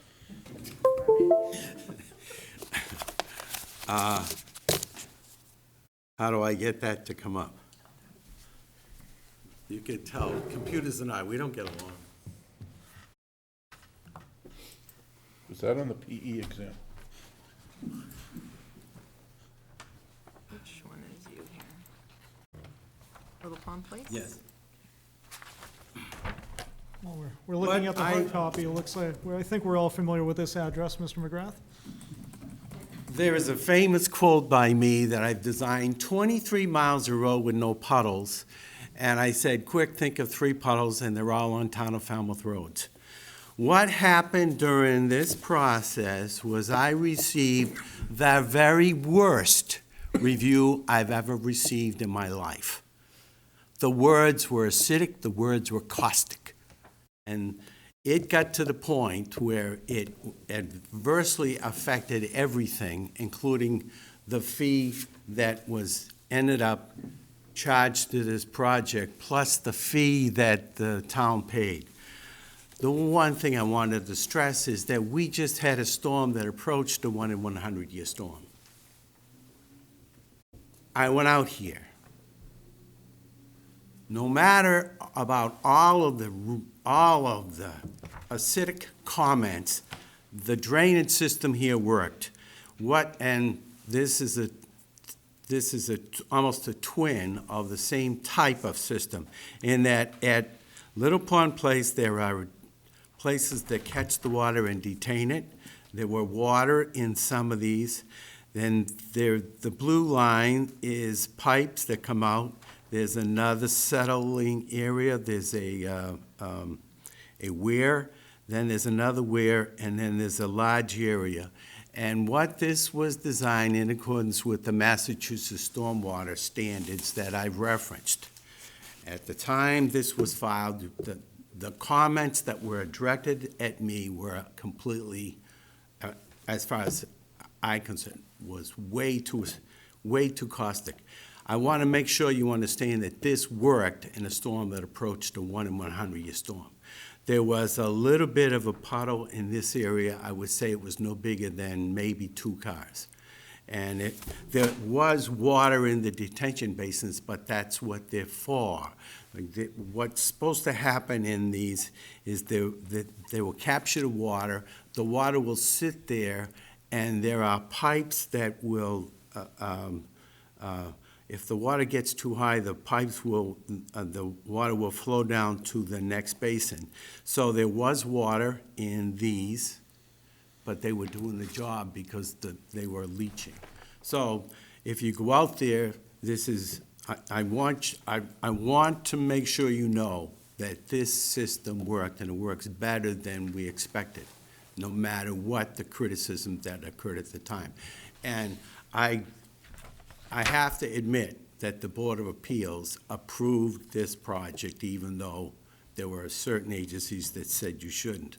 But it was appropriate. There was appeals filed, but this was built, and it does work. And I want to make sure you understand that it did work in a storm approaching 1 in 100. So this design exceeds what we would have done under the town standards. So I just want to make sure you understood that this worked. And again, I'm speaking as a private citizen, not as a consultant. Understood. Thank you, Mr. McGrath. I do have one further thing to say, is that you spent over $50,000 having this work reviewed. And I don't know why, given the experience where, again, I've designed 24 miles of road with very few major puddles, why we have to have the plans reviewed. The town engineer's already reviewed it. So I look at this as, speaking as a citizen, why do you need 2 reviews? Thank you. Thank you. Can I reply for a second briefly? Sure, if you need. I just want to reply briefly on the 2 review question. Has nothing to do with this specific system. So our 40B process, we voted in that we always have a peer review, and engineering department has just said that they don't have time to review anything, and they don't want to be responsible for reviewing it. So it's more of a process situation with the peer review now. Phil Holmes was the town engineer for Mashpee for, I don't know, 6 or 7 years. And when he was on vacation, I was the acting town engineer. So it seems like maybe we should revisit that. Could I just make a brief comment on that, too? Sure. I mean, Sure. I think what, those of us who are involved with affordable housing development, as far as peer review goes, we certainly understand the reason for it. These projects are very technical. Drainage here for the Scranton, Maine project, right now, there's a significant drainage problem. The water's going off the site, and our project will correct that and keep the water contained on site. But also, peer review causes significant delays, and it's very, very expensive, for these projects to do it. If there's a way with, the new funding that's going in or trying to go in through the town, that somehow maybe somebody could be hired in engineering to help with this. You've asked me before, why is it that these projects aren't coming forward? Well, these are the sorts of reasons, because they take a long time and they're very expensive. Yeah, and I understand that. I wish there was help too, but we're under the constraint that the engineering department is telling us directly we can't review it. I understand. And we had this going on for a long period of time, and then the amount of reviews, we got very little information, then we got caught up that stuff wasn't caught. So, if you or someone has suggestions to the town, and maybe they increase staffing at the engineers department, because I understand the time constraint issues. It's just that our hands are kind of tied at this point, because the only person we have to get the review says they can't do the review. I think, if you mind, Mr. Chairman, also add that, not necessarily you, but there's many developers that would submit things and want the town to do the engineering. The things that were missing were aghast. So, I mean, I think that's part of it, sloppy work by other developers.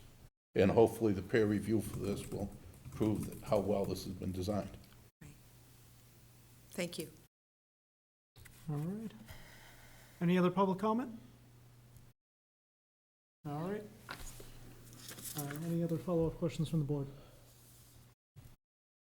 Continuation till, I guess we have to vote to continue.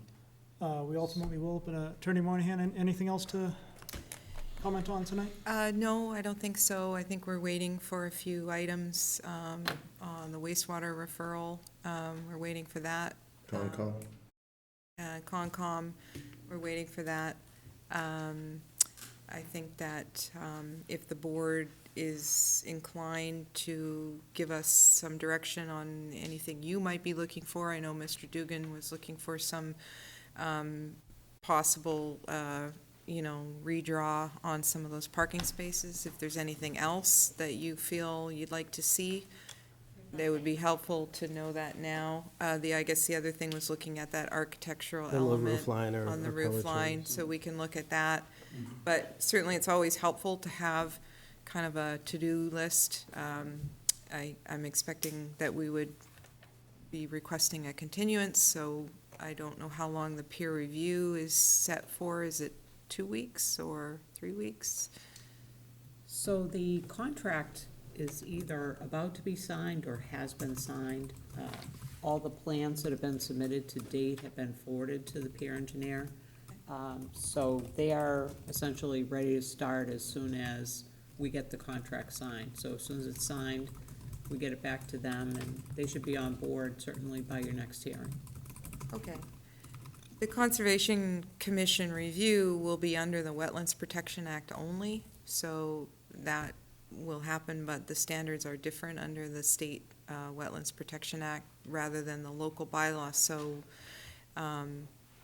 you know, I'm expecting the peer review will be looking at those local bylaw issues. So I don't know what you have available for dates, but maybe 3 weeks or so? Does that seem? Let's just check in with the board first in terms of anything else.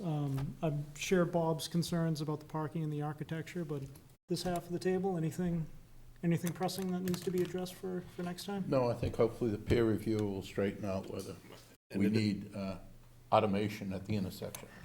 I mean, I understand what you're saying, and hopefully the peer review will validate your own consultant's work on that. And it doesn't look like a lot more than what we've already asked and Right. and been answered. All right. And just a question, just for the board, so, let's say they need automation or they don't. I don't think we can rule on that at all, On, It's a state highway. on putting in a light. No. So even if they said, Well, you know. so just to update you, the town does have an interest in improving that area. And so there's going to be sort of a collaboration that's gonna go on here, where the town has plans to, you know, certainly improve the safety in general of the area for pedestrians.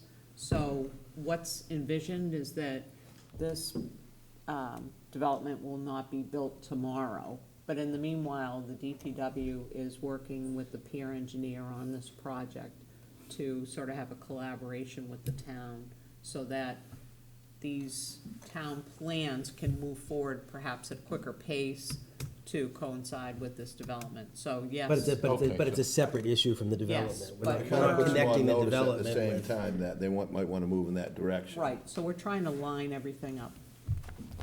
Government's working. That's good. I don't think we need anything else. Just for the record, I don't think the scope of the peer review included transportation No, issues. it makes sense. All right. Anything else for next time? Make a motion to continue. Well, so what are We'll just what are defer we to Noreen in terms looking of at a dates? date. What's the next best date? October 21st. So I guess a motion to continue to October 21st? Oh, hold on one second. She had a question, though, that we needed to answer. What exactly are we looking for from them? If you have anything else that you're looking for, I I'm mean, good. they've already got, Yeah, I think we're. they're gonna I'm be, good. the peer review can contact them directly as stuff comes in, and, I just want to make that on the record, Yeah, make yeah, sure sure. we're all clear on that before we Right. continue. And I think the other issue that Bob raised was, you know, when you look at the total building height, that's obviously your tallest point, which is your elevator penthouse. That being said, if you make some facade changes or something to sort of make some changes to your roof, if you're within that maximum height, you'd be okay. you're not exceeding the height that you currently have, so. Okay, so just in terms of the timing, Noreen, would it be possible to ask the peer review engineer to have the information in by, you know, even October 10th, so that, or October 15th, you know, not the day of? Oh, no, absolutely. So that, because October 21st is getting us further down that path, and then we get into Thanksgiving and town meeting, and, you know, it's always the worst time for permitting is November and December. And the board has, you know, their schedule as well, so if they could Certainly request. it by then we'd have time to review it and deal with any potential issues before the 21st. That would be very helpful to the timing. So good. So motion to continue to October 21st? I'll second it. All right, motion made to continue to October 21st, made by Bob and seconded by Scott. All those in favor? Aye. Aye. Okay, thank you very much. Appreciate your time. Thank you. Thank you. All right. How about we take a 5-minute break? That way we can get James back in the room and Yeah. continue on from there. Oh, thank you, have a good night. Take a 5-minute break.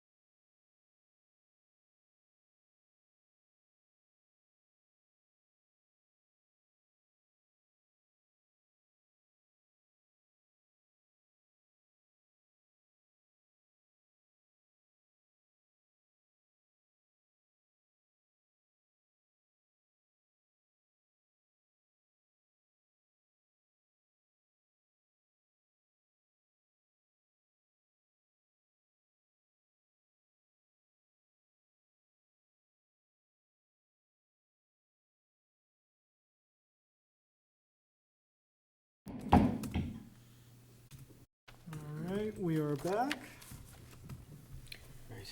On to our open meeting items, voting the minutes, July 29th and August 5th. I believe we have July 29th ready, right? Or was I misreading the date?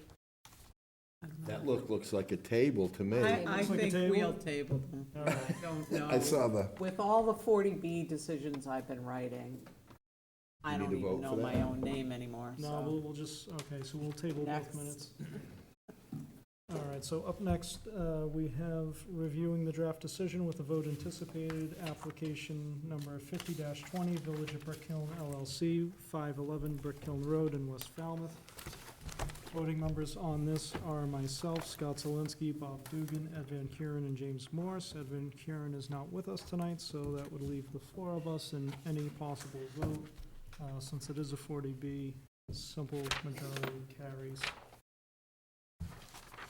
So Noreen, on doing this, what do you want to go over, just the findings first, or just, So I think the findings can be voted all together. I just want to check to see, I tried to put an asterisk in if there was something we needed to discuss. So I guess what we could do is just, if there's anything specific in the findings, sued anybody lately? has an issue with, Sued lately? On this board or something? so at the bottom of page 8, there was an issue, and 9, there's an issue about one specific unit within the development that we need to discuss. yeah. So do you want me to read in all the findings so we know, like we usually do? Yeah, so let's. Yeah, so if we're gonna vote the findings at once, I'll just read in all the findings first, and then, All right, so do you want to stop at the given location, or do you want to go back, or how do you want to do that? at which one, at each location? Yeah, I guess I could pause under each one in case anyone has a question. If not, we'll just go to the next one. So on findings, and again, this is on, Villages of Brick Hill LLC, comprehensive permit that we are drafting to grant with conditions. Here are the findings. Finding number 1, according to the last published subsidized housing inventory, SHI, by the Department of Housing and Community Development, DHCD, dated December 21st, 2020, the town of Falmouth has 7.2% affordable housing. The town does not satisfy any of the statutory and regulatory exemption thresholds outlined in Mass General Laws, Chapter 40B, and 780 CMR 56.00. 2, the December 2018 Housing Production Plan, HPP, of the town of Falmouth identified the need for affordable housing, including homeownership opportunities and barrier-free units. The HPP established a production goal of 256 affordable units over the next 5 years, emphasizing the shortage which threatens the character and viability of the community and labeling it a crisis. 3, the subject site is located at 511 Brick Hill Road, West Falmouth, Mass. Assessors Map 2601019A. 00A, known as the premises, is sited in the agricultural AA zoning district and comprises 296,089 square feet of area, which is 6.8 acres, in the Great Pond Coastal Pond Overlay District, the Wildlife Migration Area 1, and the Water Resource Protection District. Long Pond is sited to the south, and Mares Pond is sited to the east. No wetlands were identified on the premises.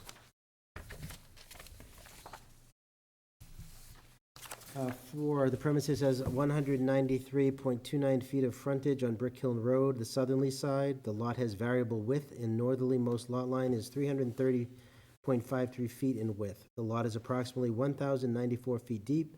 The premises is currently improved by a single-family dwelling and a detached garage, sited toward the southwest area, both of which structures have fallen into substantial disrepair and are uninhabited. The bulk of the premises is undisturbed and heavily treed.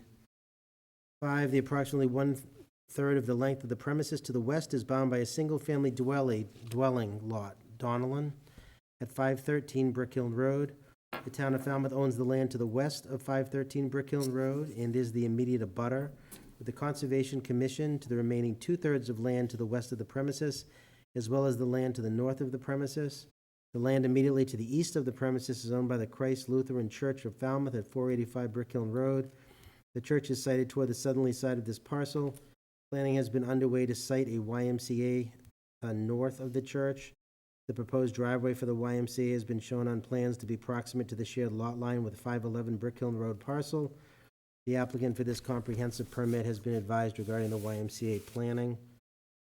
On the town of Falmouth that owns the lot, isn't that part of the school? I don't know, I think that's a strip in between. Is that separate from the school? That's a good question. I'm not sure where the school line is, but the school is within that property. 6, the topography of the premises ranges from approximately 48 feet at the southeasterly area to approximately 60 feet northeast area. 7, per the water superintendent, the premises is sited in the Water Resource Protection District based on the town's study of the zone of contribution for the town's water supplies, and that from 1986. The town also commissioned a detailed study of Long Pond water supply in 2006. Long Pond is a kettle hole and is recharged primarily by groundwater flow, not by stream or surface water runoff. Long Pond is a major water supply for the town, providing approximately 50% in the winter and 80% in the summer of drinking water. Concern was expressed about nitrogen, phosphorus, cleaning products, and household waste entering the development septic system and causing a future impact on the water quality of Long Pond. Advanced treatment was requested for these septic systems. I think it also said in there pharmaceuticals. I don't know if it did, if you can add that in there. Yep.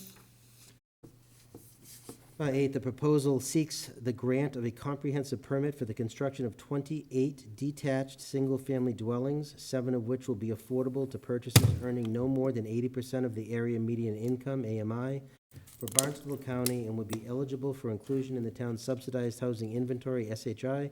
This represents decrease of 4 units from the original proposal. The density would be 4.1 units per acre. 9, the building lots are proposed to range in size from 4,540 square feet to 22,450 square feet. There is an area designated as open space number 1, comprising 7,970 square feet, sited between lots 4 and 5. This open space also contains an approximate 20-foot wide water main easement, and both leaching fields shall be located within this open space. There is a second area designated as open space number 2. It compromises 18,700 square feet of area sited between lots 20 and 22. There is an approximate 20-foot wide open space number 3 parcel comprising 2,010 square feet between lots 13 and 14 at the northernmost area of the premises, which is potential access to Falmouth High School. Lastly, there is open space number 4 compromising 5,740 square feet sited behind lots 12 and 13. The lots will be accessed by an approximate 1,250-foot-long new road. A sidewalk is proposed along the westerly side of the roadway. On number 9, so right now, so that sidewalk doesn't go down the whole roadway, so do we have to say on most of the westerly side of the roadway? Yeah, or terminating at the... At the cul-de-sac? So maybe add that in. The applicant has control of the land, deed reference book 32731, page 149, and book 29262, page 52. Has been issued a project eligibility letter from the Massachusetts Housing Financing Agency, which is Mass Housing, dated April 30th, 2020, and created a limited dividend organization on November 15th, 2019. 11, the Housing Assistance Corporation has been identified as the lottery agent. Financing will be through the New England Fund, and Mass Housing will be the monitoring agent. 12, the January 28, 2020 letter from the town manager expressed general support for the proposal, including the location, the offering of some 2-bedroom units, requesting that the water connections be looped, install a sidewalk to meet the Christ Lutheran Church, and encourage green building principles.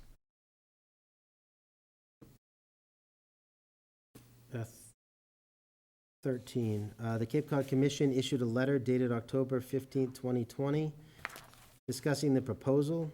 This letter noted that Long Pond provides roughly 80% of the town's drinking water and is mapped by the Massachusetts Department of Environmental Protection as a surface water supply zone B, and by the Cape Cod Commission as within a marine water recharge area. Cape Cod Commission recommended that the project connect to the nearby sewer system instead of using on-site septic systems. If the sewer is not feasible, the Cape Cod Commission staff recommends enhanced phosphorus and nitrogen treatment designed to avoid adversely impacting the down gradient public drinking water supplies and freshwater resources. Site grading should be minimized, and existing trees, vegetation, and soil should be retained to the greatest extent practical for wildlife habitat and other natural resource functions. 14, the health agent reported that the septic system plan appeared to meet Title V. A detailed review will occur later. Yeah, that would be one of the points that we may need to come back to, All right. depending on. So if you just make the notation Yeah. of the numbers. And I assume, too, the one that talks about the leaching area may change. If- 15, the town planner issued a letter dated January 30th, 2020, expressing the planning board's concern about the development's location within the Water Resource Protection District and the proximity to Long Pond, the source of 50 to 60% of the town's annual water supply. The letter identified the town's serious nitrogen and phosphorus problems in both fresh and coastal water bodies and identified the municipal sewer ring as extremely expensive, suggesting innovative alternative septic systems. 16, the Conservation Commission issued a letter dated September 14, 2020, discussing the limit of work line to include a site walk with conservation to ensure the town and conservation land remains undisturbed. 17, September 1st, 2020 letter of the fire prevention officer requested a hydrant be added at Brick Hill Road at the development. 18, engineering issued a zoning board of appeals review dated September 9th and 10th, 2020, where an outside consultant was requested to undertake the review due to the complexity. Engineering identified the two shared subsurface sewage disposal systems and inquired about maintenance and restrictions on the Water Resource Protection District. For the Water Division, a 12-inch main was recommended, noting that a street opening permit would be required from engineering. The access was identified as non-conforming, suggesting that the access would be a driveway. Addressing would be a building number as assigned by engineering. Engineering also inquired about a proposed development sign. Engineering noted that some units have insufficient space between the dwelling and the right-of-way to provide for parking. Stormwater management and grading require review. More plan detail was requested, as well as the identification of affordable units. Engineering also requested that the existing sidewalk, which currently terminates at 485 Brick Hill Road, be extended across the frontage of the premises for pedestrian use and to connect to the trail in the town forest. The existing driveway opening should be abandoned as part of the street opening or driveway permit. Individual lots will require monumentation at lot corners. Hold on one second. So did it end up being a 12-inch? So the town originally, when they were reviewing this, requested a 12-inch water main. The developer, Cited some issue where he went to other towns and got their opinions. I remember that well, conversation. he was able to get a design engineer to issue a letter to the town certifying that the 8-inch main would be sufficient. And So did our, the town water superintendent looked at that and stated that based on the fact that the report was stamped by an individual who was licensed to do so, that he was accepting their findings. so shouldn't that be in here? It's kind of contradictory. Yeah, I think it should be in here, too. Well, so the other part of the Huh? issue was that we had two different water superintendents. We had the former water superintendent issued the first letter.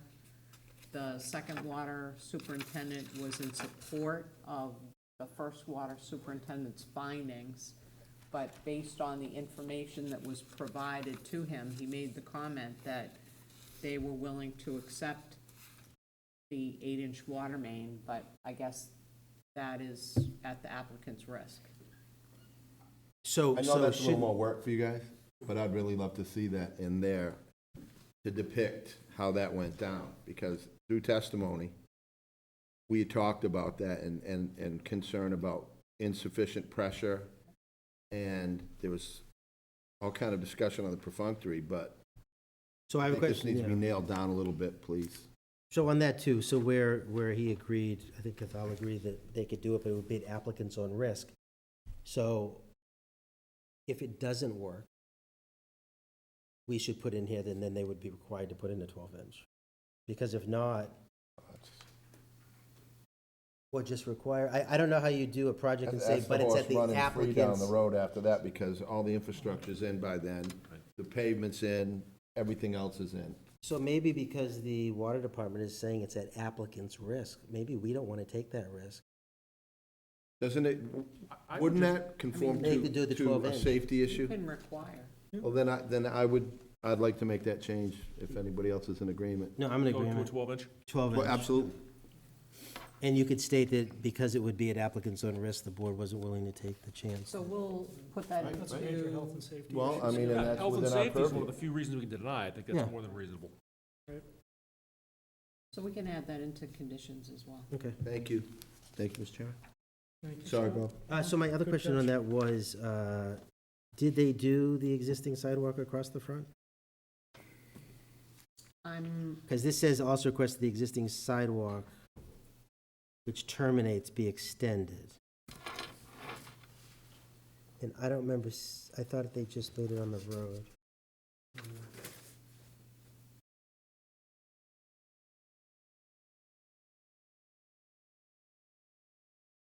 So I don't think that we have,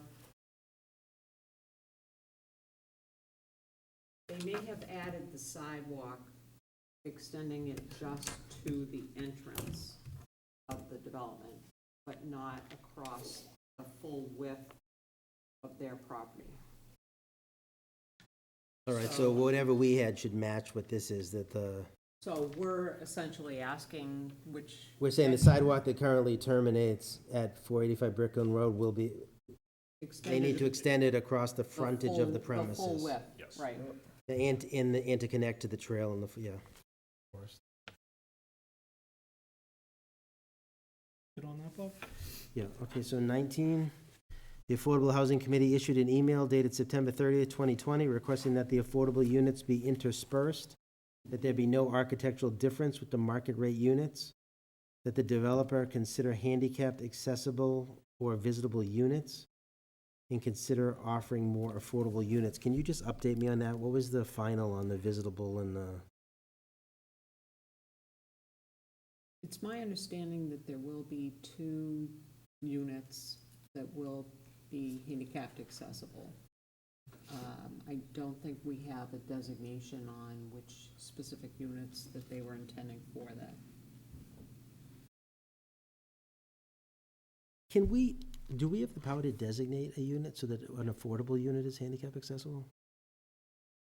I think we can just specifically request Maybe we'll that. condition it, just at least one, so that if.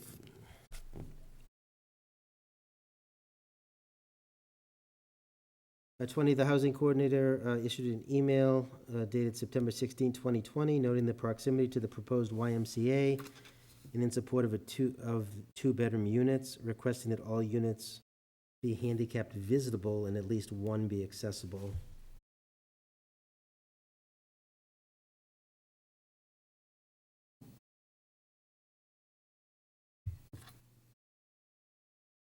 So maybe we could revisit the visitable thing at some point before we end and see if we have that chart that from, like what we just had at the thing tonight, that shows what the visitable requirements are. So maybe they can intersperse those in the other units. 21, the developer plans for 2 septic systems, each serving 14 dwellings. Soils are reported to be consistent and permeable per the Barnstable County soil mapping.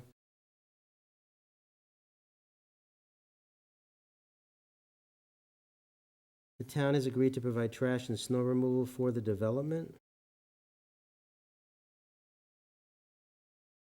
This is going to remain a private road, correct? Until the town accepts it, yes.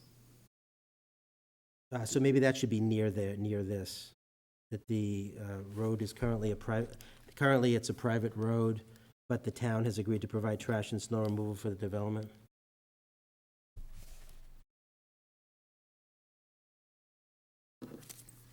Uh, 23, per the August 4, 2021 letter, Armory Engineers, PC, indicated that an 8-inch ductile iron water main would provide sufficient fire flow at the proposed hydrant in the development.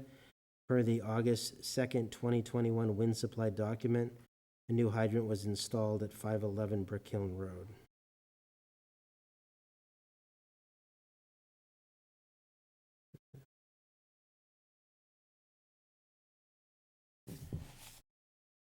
Was that 8-inch line, was that similar to their same engineer, or is this a separate issue?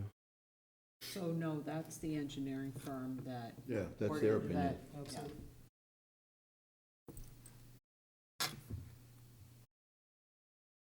So should we put in 23 that the applicant submitted? That's 23 you're talking about. Yeah, the one that we're on, so should it say the applicant submitted the letter from their engineer, or for an engineer of their choice? No, it's a general statement. I mean, Well, I just want to know that it has nothing to do with the town's peer review, or it's this isn't something coming from the town. On behalf of the. On behalf On of well, the behalf of the next one, if we go to Engineers, PC, 24, on it'll, behalf of the applicant. Okay. By email dated August 5th, 2021, the water superintendent accepted the stamped engineered report as proof of the designer's compliance with town standards, knowing that the designer will be responsible for the performance of the design to meet fire and domestic flows. The town had requested a 12-inch water main.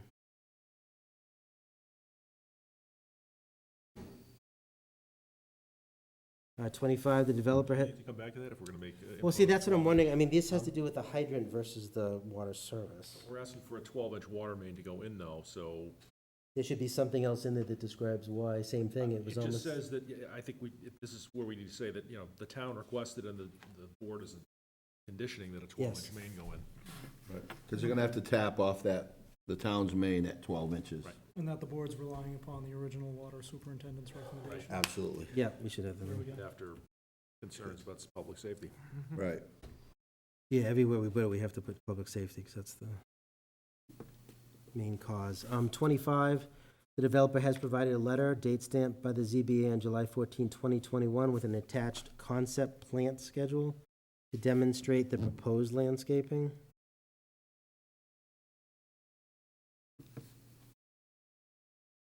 Okay, so my question on 25 is, it's a concept plan schedule. He's very specific. It isn't proposed.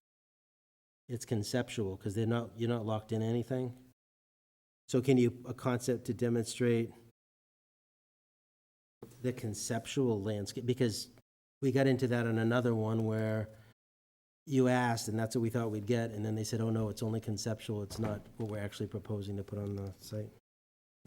Right, they designed that they were planned to offer, I think it was $5,000 per unit for the homeowner to choose what plants they wanted installed. Yeah, so that needs to be put in there with that developer section. As well as a specific condition. Yeah, because that's not. 26, the lighting in the development is proposed to be light poles with a lamp above at a height of 8 feet, sited every 50 feet. Is that gonna be dark sky compliant? Can it be? We'll condition it. I I understand. don't have a just- Yeah, problem no, with no, that. we should always I condition guess it. I just wanted to highlight that for you to inquire if you thought that 50 feet was a reasonable distance for street lighting within the development. Say it is. Usually, yeah. Yeah, I mean, it's, because they all have, don't they all have light, house lights too, I think. Are you aware of a different standard? No. Okay. 27, the abutters to the proposal express concerns about the following. A, landscaping between the premises and the single-family lot to the west, which is Donnellan, due to proposed clear cutting of existing vegetation. B, the approximate 9 of the proposed lots would abut the property to the west. And C, effects on the lot to the west relating to excavating, grading, and filing for the proposed development. So those are all Donnellan, correct? It should say filling, sorry. I got a little L crazy. So that's all Donnellan though, right? Yes. So then maybe on 27, which is the abutters, then put Donnellan in parentheses. 28, the applicant estimated that the 80% AMI affordable units would sell for approximately $198,000 or $226,000. The affordable units are identified as Lot 1, 8, 10, 14, 18, 22, and 25. Lots 1, 8, 14, and 18 will comprise 2-bedroom dwellings. Lot 10, 22, and 25 will comprise 3-bedroom dwellings. Just add dwellings after bedrooms. Market rate units were estimated to sell between $592,000 and $629,000 per the November 6, 2019 letter from Mary C. Tynell. 7 different designs have been presented. No designation was provided for Unit 21. No unit type or number of bedrooms, so the development total does not include this unit. Right, so the particular problem was that we have a plan that shows a designation for all the units of how many bedrooms, what the style of the house is going to be, with the exception of that single lot. I did have an email from the representing attorney, but that's post the close of the hearing. So I think the board needs to make a determination on if you want them to come back to discuss the plans that they've got for that dwelling. Did I miss something? Did they not have any dialogue about fencing in these? I haven't seen fencing, and I know that they had agreed to some fencing in this. That was one So of the neighbor's big there- concerns. there's- Absolutely, yeah, and I don't Density see it and what's up on anywhere. their property Yeah. line. So there is in the conditions. But I think it should be in a the findings specific- too. Well, so I think we did say. I think in the add that findings, it should So state under, that so they under 20 agreed to it. Yeah, so under 27, Yeah. you can list the fencing comment. Yep, Applicants were amenable to fencing along that. You can number it, and then just Had do negotiated. number .1 and put, the abutter requested it and the developer Yeah, they agreed. But negotiated. it's in the conditions as well. Okay. so the other issue you have with the missing unit 21 is that's the largest lot on the site, and it's the house with the largest square footage. And you have no building plans for that house either. There's the trophy house that's gonna go in. I think we need to get them back here. We should get some answers. So how do we, so just procedurally, so how do we handle that? We just say that they have to come back for anything on that site with details of what they propose? Pretty ambiguous, I mean, Yeah. my God. Because we can't approve it at all without Yeah, it. you don't have any details about number of bedrooms, you have no house design, Yeah, nothing. nothing. So essentially, just so that you know, all the bedroom counts and everything else that's in here excludes that house because we didn't have confirmation. And when you asked them about that house and they said 3, did they make any other comments about bedrooms or anything, or did they have any issues? They said 3-bedroom, 2-car. Weird why that wouldn't have been identified in the package. Well, I not- don't remember seeing one like this, have you? The unfortunate Oh, by the way. circumstance is that that particular lot is substantially larger. I mean, it's huge. I mean, that shouldn't be put, I mean, All it's the other really lots. large. How big is it? That's lots like, what, 22,000. 22,000 square feet versus 3, so. But without any kind, they shouldn't be afforded any kind of, And that lot also has the open 40B space on it, variances right? without knowing what it is. Right, so we'll cut that out, and they'll have to come back on that. H is proposed to be approximately 21 feet in height, be a single-story, 3-bedroom, and a single-car garage, which is units 7, 9, and 20. D. Is there a unit type number? So when you, I know how you're listing these off, H, D, and C, but is it just unit H, or style H, or house design H? Yes, so it's a design/style that they've, Yeah, so if you just added each one, Identified, design yeah. style H is proposed to be 21 feet in height, be a single-story, 3 bedrooms, and single-car garage, which would be units 7, 9, and 20. Style D is proposed to be approximately 21 feet in height, be a single-story with 2 bedrooms and a 2-car garage, which is units 12, 18, 24, and 26. Style B is proposed to be approximately 20 feet in height, be a single-story with 2 bedrooms and a 2-car garage, units 8, 16, 19, and 23. F is proposed to be approximately 24 feet in height, be a single-story building with 2 bedrooms and a 2-car garage, units 1, 4, 5, 11, 14, 17, and 27. Style 2D is proposed to be 28 feet in height, be a 2-story building with 3 bedrooms and a 1-car garage, units 3, 6, 13, and 28. Style 2F is proposed to be approximately 28 feet in height, be 2 stories, 3 bedrooms, and 2-car garage, unit 10, 15, 22. 2C is proposed to be approximately 28 feet in height, be 2 stories, 3 bedrooms, and a 1-car garage, units 2, in 25. So I've got a question on design F. So what is that extra roof line for? Is it for inside space, or is it just the style of the property?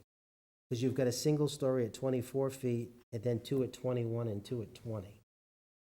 So does it say, if you look at the plan, is it just a architectural feature, or is it? It doesn't show, and you don't have side renderings, so there's no way to know if there's proposed window in that space.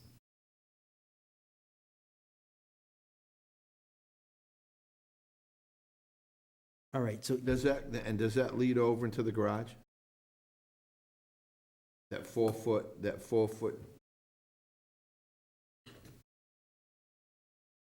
It could. We have. Which one were you asking about, F? it's the single stories, but F is the 24.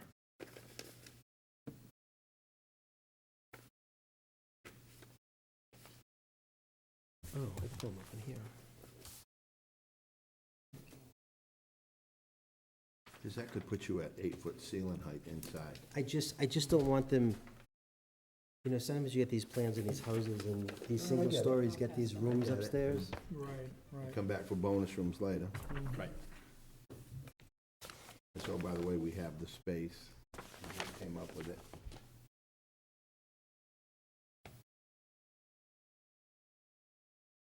All right, so according to this, there is no stairway up. There's just a stairway into the basement. And there are no garage overs.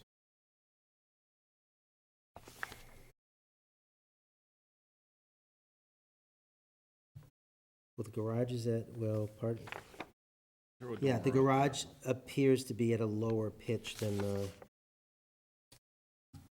Okay. I suppose we can put in here, there's no access to that space. And if there is, they'd have to come back. But there's no stairway, so without a stair, you're kind of stuck.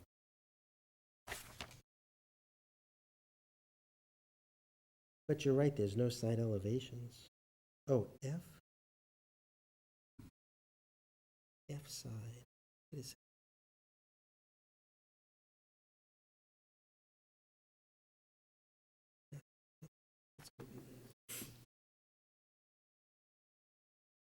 Yeah, so they're just showing the left side, so you're not seeing the right side, you have no idea what's on the right side.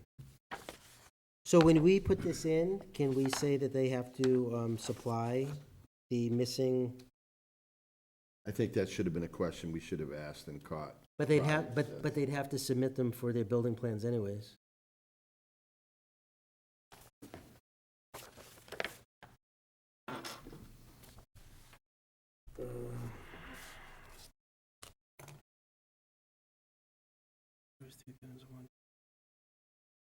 Four dwelling styles comprise 3 bedrooms, yielding a total of 36 bedrooms. 3 styles are 2 bedrooms, units yielding 30.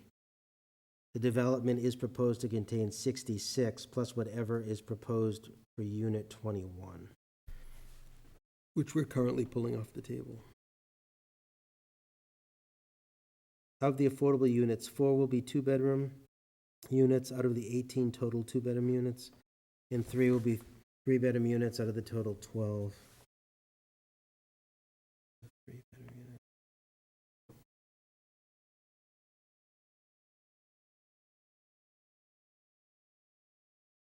Yeah, okay. 29, lot coverage by structures and lot coverage by structures, parking and paving shall be shown on the chart. Summary of lot coverage found on the plan, overall site plan prepared by Falmouth Engineering, last revised 6/1/21.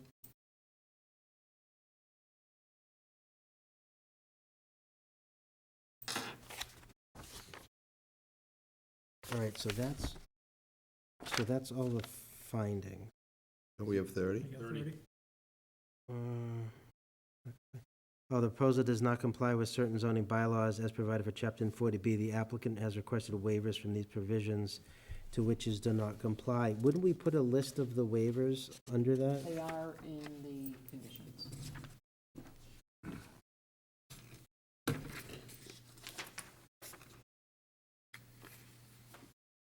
Can you also throw them in under 30, just so that they can't come back and say that I asked for a waiver that's not in your conditions? We wrote those down. Is there any other findings you, well, there's nothing, we added the fencing. James had asked about We're gonna- dark sky. Dark sky is gonna be added, and then we're gonna be changing to the 12-inch. The applicant was amenable to that anyway, right? Mike? But it's still gonna be identified. No, but I'd like that as part of the findings. Right. If that was the case, going off my memory, I'm pretty sure that they said that they were. So when we're asking for the 12-inch, we put that under conditions, and then back that up by the statements from Cape Cod Commission, Water Superintendent, et cetera? It Our doesn't, assertion or that's a does safety it concern. also have to be in here again, repeated, that So I did make the notes within the findings, and then. about the you can 12, board look wants a at 12-inch because, and then list again the safety concerns, and I think you should list again too in that section that that water ratio is crazy, it's half the water resources for the town year-round. And I think it's important that it's 80% in the summer, that's huge. And I don't see how you could get around that.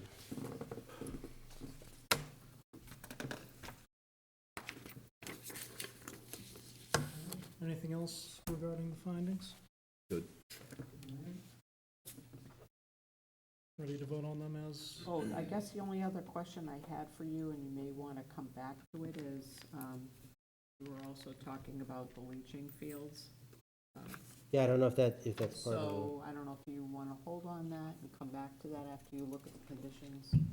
You mean the denitrification part of it, or yeah. the nitrogen loading aspect of it? Yeah, if you want to I consider think we'd that. have to get some kind of. Specifics. Yeah, absolutely. I mean, you Hold off just can't on- make that up. Hold off on voting the findings at the moment and just go through Yeah. conditions and. Just go over And the if we get draft and come another, back, we get some more input from Scott or somebody, and come back for the vote. and then come back to that. I mean, I think it would be prudent, given the circumstances and the concerns cited. Sure. All right, so let's go to the condition portion. So conditions, general conditions. 1, the construction shall be substantially shown on the plan submitted to and reviewed by the board listed below, though subject to additional conditions separately delineated. Locus map cover sheet, elevation sheet A1, floor plan sheet A2, elevation sheet A3, floor plan sheet A4, elevation sheet A5, floor plan sheet A6, elevations sheet A7, floor plan sheet A8, elevations sheet A9, floor plan sheet A10, elevations sheet A11, floor plan sheet A12, elevation sheet A13, floor plan sheet A14. All plans have a date of May 10th, 2019, prepared for 511 Brick Kiln Road, Falmouth, Mass. Is drawn by Rookwood Designs. 1020 Plain Street, Suite 320, Marshfield, Mass. Plans are not stamped and signed. So on there, do we have to list that they also need to submit the missing? So it'll also be subject to their submitting the missing elevation plans for. But aren't they already identified? No, they just didn't put them in. They submitted left sides, not rights. Wonder why? It could have been sloppy, or who knows. Definitive plan of land, sheet 1 of 1 dated January 21, 2021, with a final revision date of April 15th, 2021. Pre-development drainage areas, sheet 1 of 1 dated March 25th, 2021. Post-development drainage areas south, sheet 1 of 2. Post-development drainage areas north, sheet 2 of 2 dated March 31st, 2021. Existing conditions plan, sheet 1 of 11 dated January 21st, 2021. Overall site plan, sheet 2 of 11, layout plan south, sheet 3 of 11, layout plan north, sheet 4 of 11, site plan south, sheet 5 of 11, site plan north, sheet 6 of 11, soil erosion and sediment control plan, sheet 7 of 11, plan and profile sheet 8 of 11, standard details sheet 9 of 11, plans are dated January 21st, 2021, with a final revision date of April 15, 2021. Septic details sheet 10 of 11, septic profiles and leaching field layout sheet 11 of 11, dated January 21st, 2021. Prepared for Village of Brickhill LLC, 511 Brickhill Road, is drawn by Falmouth Engineering, Inc., 17 Academy Lane, Suite 200, Falmouth, Mass. Plans are stamped and signed by Michael J. Brazzelli, P.E., and Gary LeBray, PLS. This will also have to be updated for IAs. Concept plan sheet 1 of 2, landscape plan sheet 2 of 2, dated January 22nd, 2021, prepared for the Milton Corp., 1090 Blue Hills Avenue, Milton, Mass., drawn by Grady Consulting, LLC, 71 Evergreen Street, Suite 1, Kingston, Mass. Plans are not stamped or signed, as further detailed by the July 14, 2021 letter of Michael Solimando with attached concept plan schedule. 2, where the comprehensive permit is granted specifically under Mass General Laws 40B, Section 20 to 20. Do you want to vote these individually? I don't think we can vote one, because if we're going to ask for IA systems, then these plans don't apply. The septic profiles aren't going to make a difference. It's the leaching, so if we say it's per these plans, we're going to have to find out what. So 1, we can't vote right now. Number 2, where the comprehensive permit is granted specifically under Mass General Laws, Chapter 40B, Section 20 to 23, allowing the override of local zoning density, there should be no as-of-right changes made to the subject property. Any changes requested shall be properly submitted to the Zoning Board of Appeals as provided for under Mass General Laws, Chapter 40B. Each additional condition in this decision shall run with the land and shall, in accordance with its terms, be applicable to and binding on the applicant and the applicant's successors and assigns. Vote that one. But that's pretty, yeah, I can go with that. All right. All those in favor for condition 2? Aye. Passes unanimously.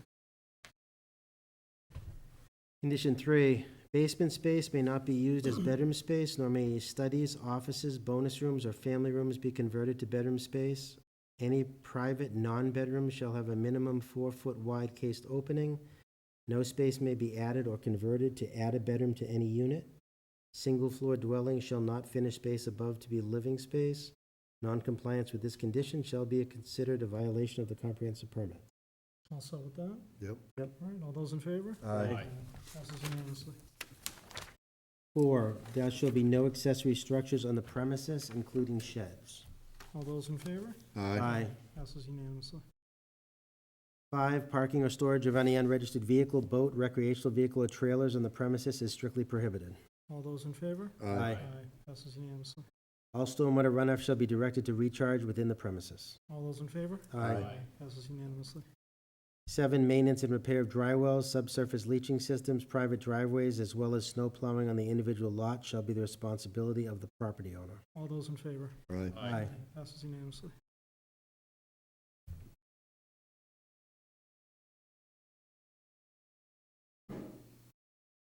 So I have a question on number 8. So it says the maximum height of the dwelling shall be 28 feet.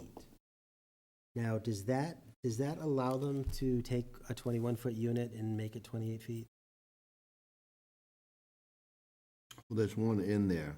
There was one. No, I understand. I just didn't know, but with that sentence, that wouldn't open it so that they could change the other plans to 28 feet. Unless you identified that specific unit, right? Yeah, I would not be under the impression. I guess part of the problem also with the height that they have recorded is they've measured from the first floor level going up as opposed to the ground. You mean So- from mean grade? Yeah, so the height is not specifically accurate. Do you want it to read, shall be per plan? But shall we- Event shall exceed 28 feet? Should you break them down the other way, that the ranches shall not exceed, one ranch 20, 2 ranch 20, and then the maximum 28 only in that other plan? Yeah, or you could do per plans, I would, not I to think exceed. that, Bob, per plan, not to exceed, That's right? fine, yeah. I just remember when we were doing the one, we had another one that we did, which was condominiums. And then they decided to change heights. of lower units. And because we had a maximum height. But don't we have that per plan? Right, and we've delineated the height of each of the different designs. Right. So if they're building a specific H design. Yeah, it's fine. I just didn't know if it says the maximum height of the dwellings all encompassing. I just didn't want them to be able to all of a sudden throw extra footage and now you gotta. I think we're covered per plan, not to Okay. exceed 28 feet. Right, All right. All set? with that All right. language, right? All right, so voting on condition 8 as revised, all those in favor? Aye. Aye, passes unanimously. 9, development shall be limited to a maximum of 28 single-family detached dwellings with a maximum of 66 total bedrooms. So for right now, it says plus whatever Unit 21 comprises. 7 of the dwellings shall remain in perpetuity, affordable to eligible purchasers whose annual income shall not exceed 80% of the area median income, AMI, as determined by the United States Department of Housing and Urban Development. Any increase in the number of bedrooms is a violation of the zoning bylaw in this comprehensive permit. So at this point, we're just leaving Unit 21 completely out, correct? Almost a separate entity I now. don't think we can vote this, because if we, I don't think we can vote some of these because they're all interspersed. Like the main plan that we're putting in shows a Unit 21. But we've already put in the findings that 21 has been eliminated from. So this is the condition, so then in here, we'd have to develop, should live to max 28 total bedrooms. It should say to exclude Unit 21 until blah, blah, blah.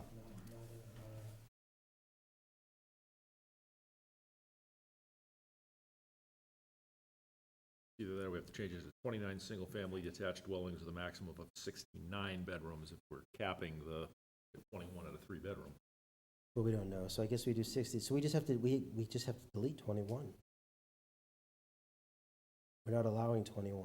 Right, you've already led up to it in the findings. So on the Right, so we're- condition, Okay, yeah. yeah, so we don't need any even reference to it, correct? Well, I think we would state that we're specifically excluding, because it is shown on the site plan.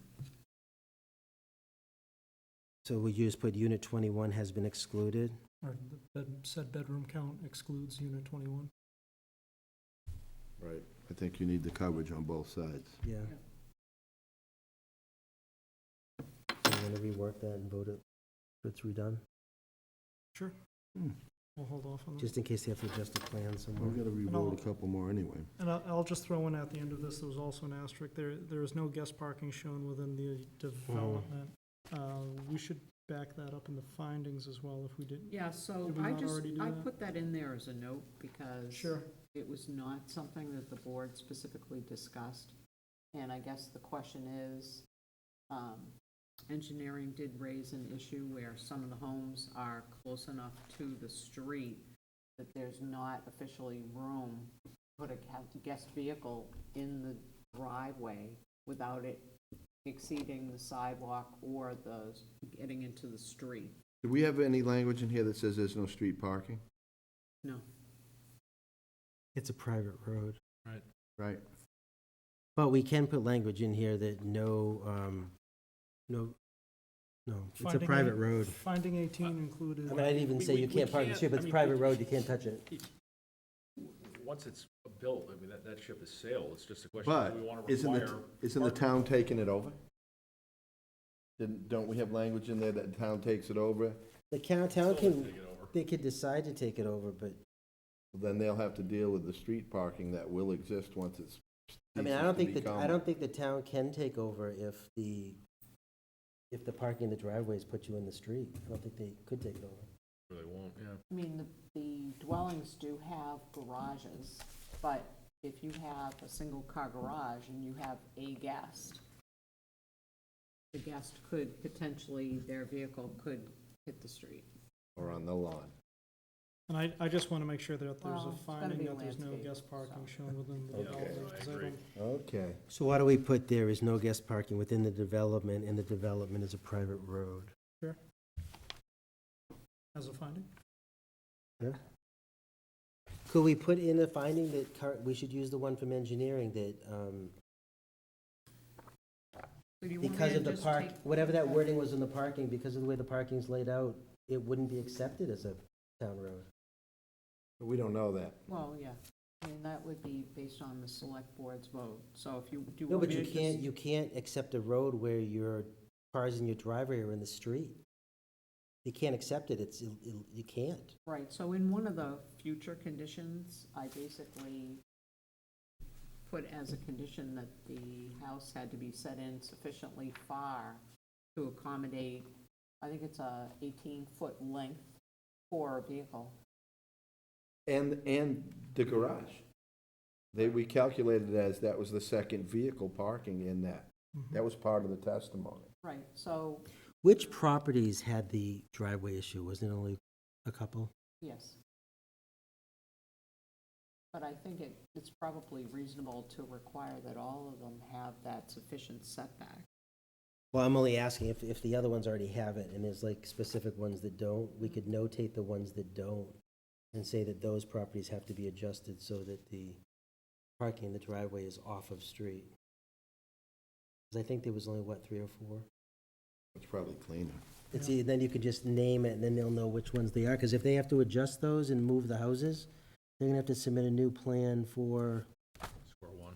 Well, I guess the other part of the problem is you've got these houses sited on the lot. They don't show any individual setbacks. So as of right now, you don't know exactly where the house is gonna be But what about maintaining a specific footage for the driveways? So then that will behoove them to adjust the houses on the lot if we require that. I don't know, I didn't look at this before. So none of the plans show setbacks on the houses from the street? We can't approve it.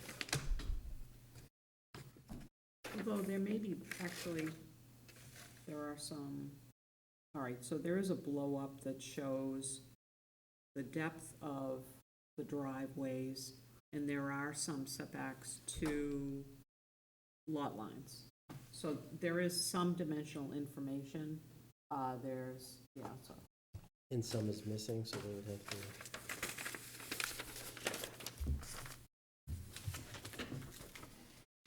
So my question is, if you have to cite a plan in here that you're saying per plan, and we're already citing that those plans have to be changed because they don't meet with what we are deciding on, So they're gonna have to make a change to the specific units that have insufficient setbacks from the street to provide for. So does that become a new condition?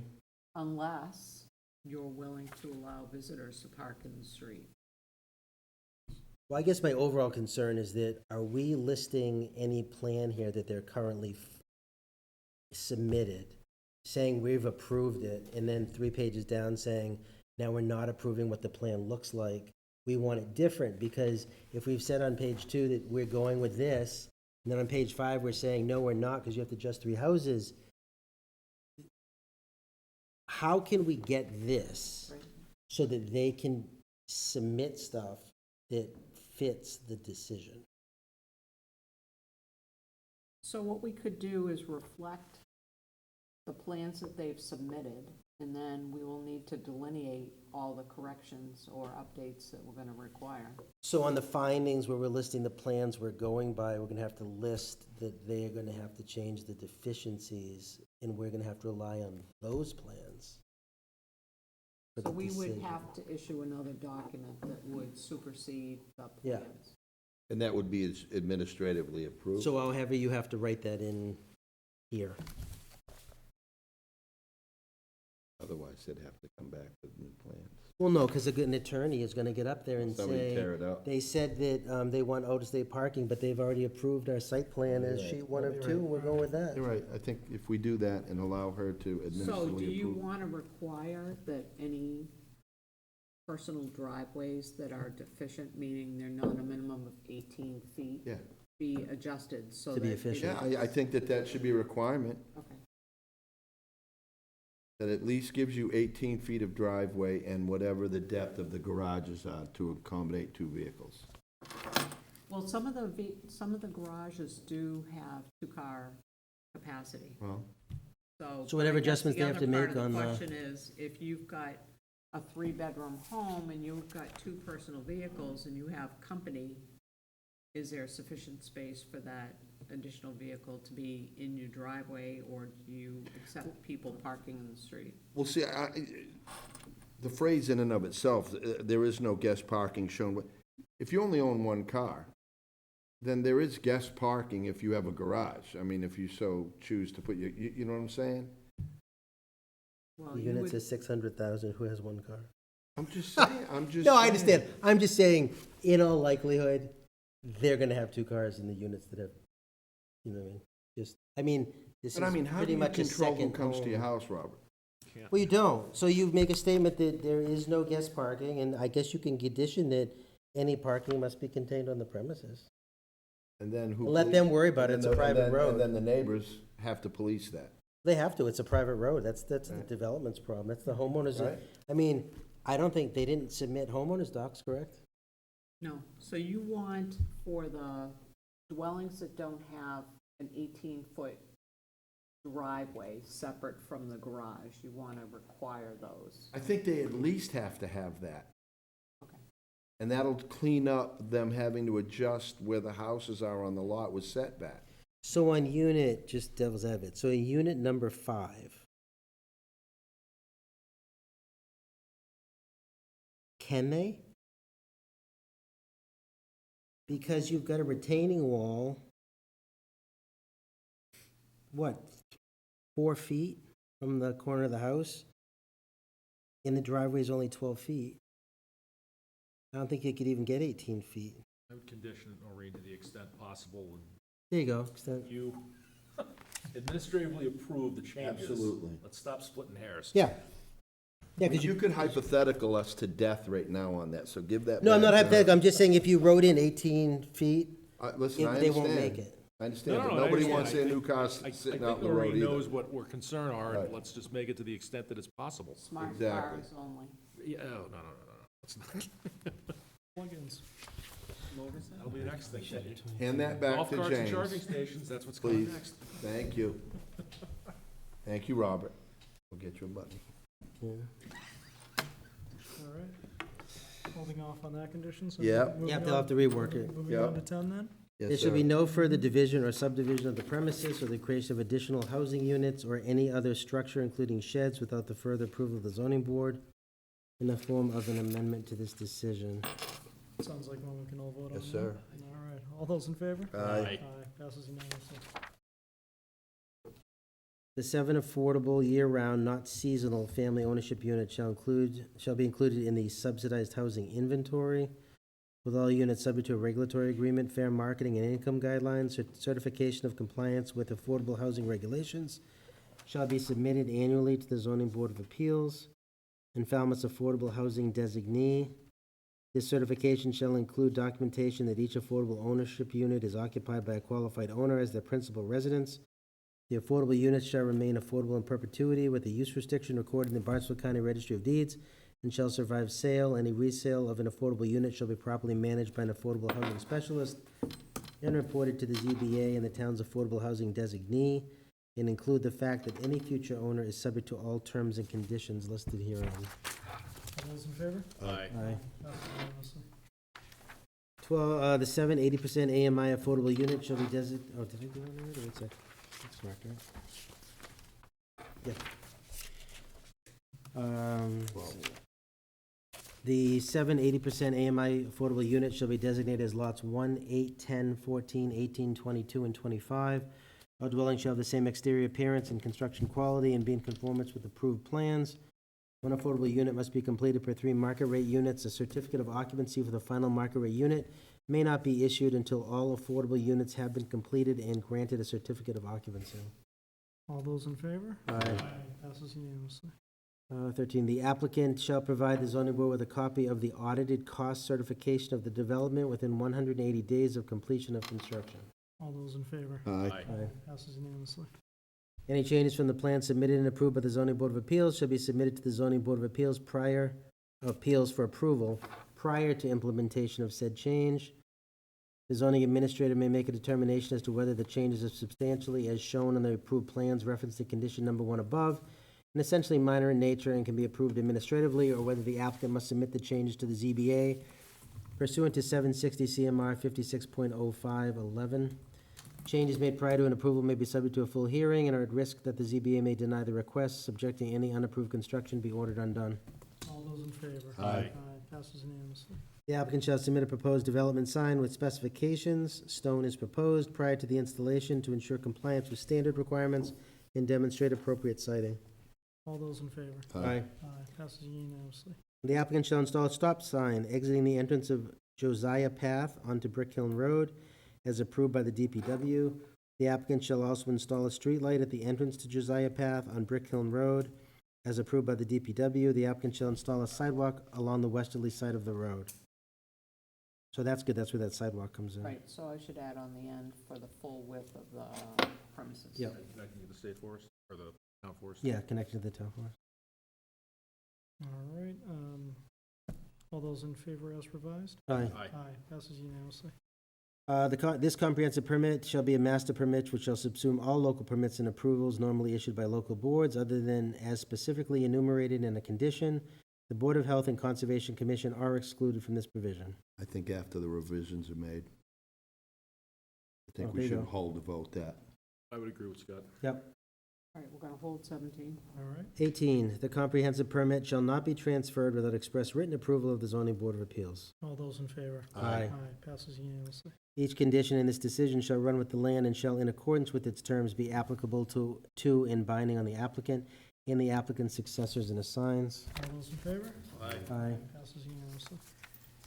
This permit shall not take effect until a copy of the decision bearing the certification of the town clerk that 20 days has elapsed after the decision had been filed in the office of the town clerk with no appeal being filed is recorded in the Barnstable County Registry of Deeds, or that an appeal has been filed within such time. Any persons exercising rights under a duly appealed comprehensive permit does so at risk that the court may reverse the permit and that any construction performed under the permit may be ordered undone. All those in favor?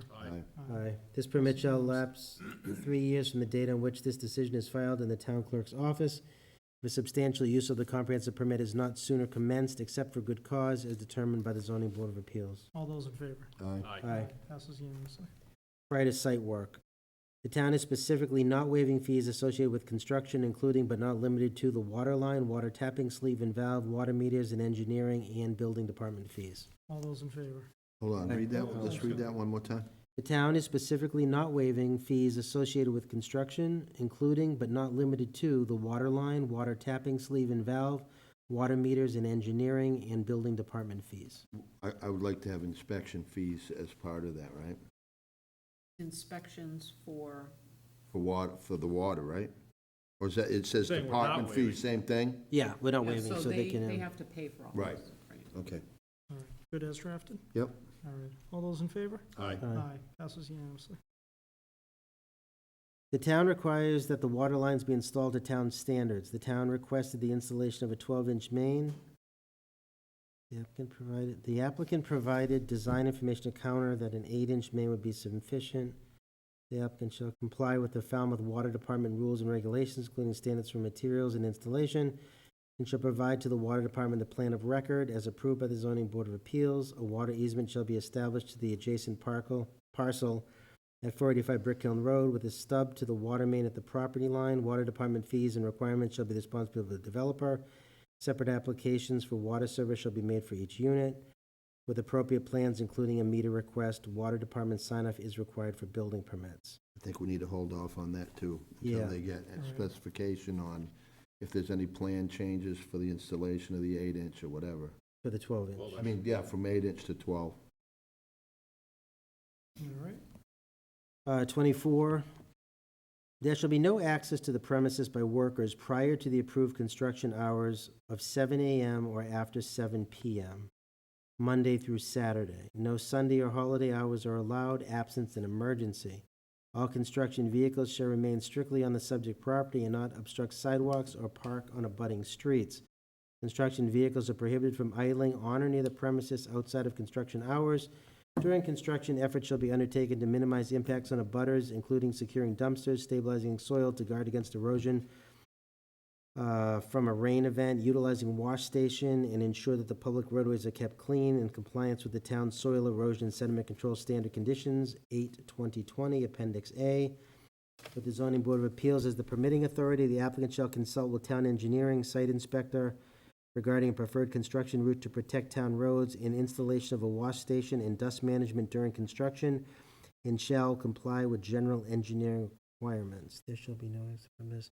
All right, so we have had a lot of issues on other permits where people are showing up prior to 7 AM. Is there any way to tighten this up so that somebody's responsible? Can they provide a document, a separate document to the building department stating that they're in full understanding of the requirements? I mean, just to strengthen this, because you know how this works. So we do have a pre-construction meeting where the developer has to be present. And how well has that worked so far?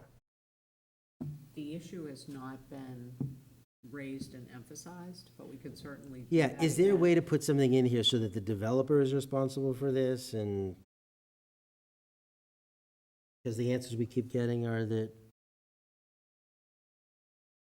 I said, don't do it, they did it, so what do I do? So we could state that it's specific.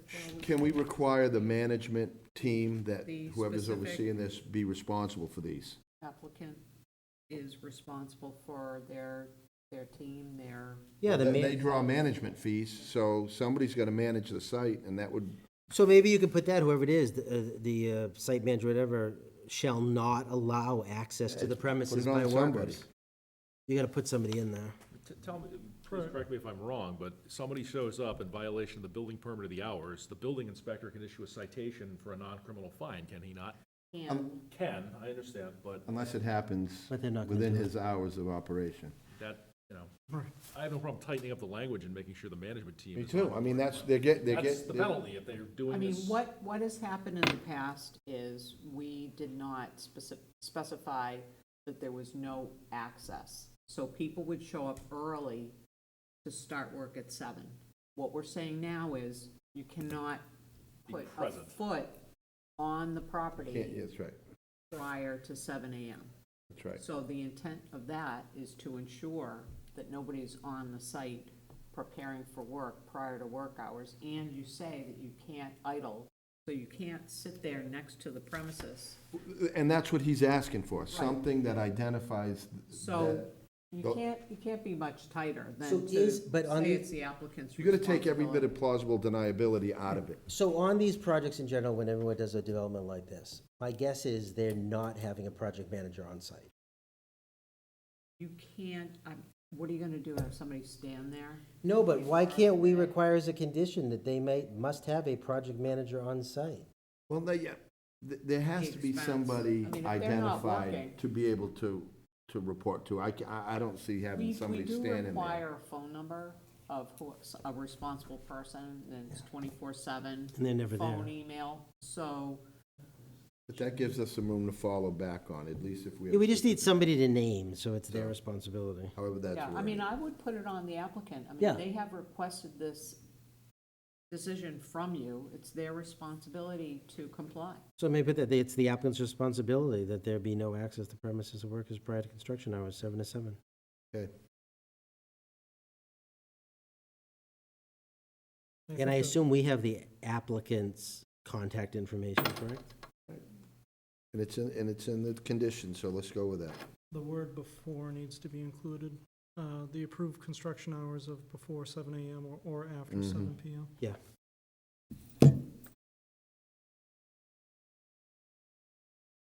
Ready to vote on that As you change it. as revised? Yes. All right, all those in favor? All right. Aye. Aye. Passes unanimously.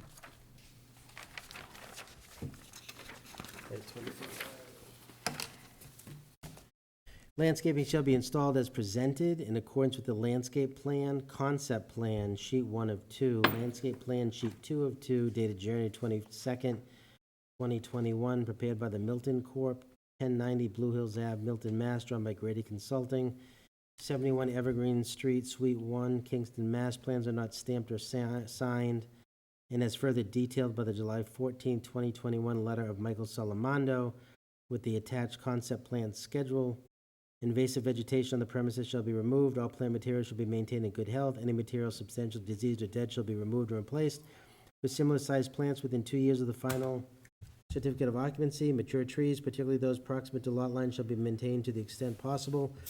Trees straddling the property line should be assumed to be jointly owned and cannot be damaged or removed without prior written approval of both parties.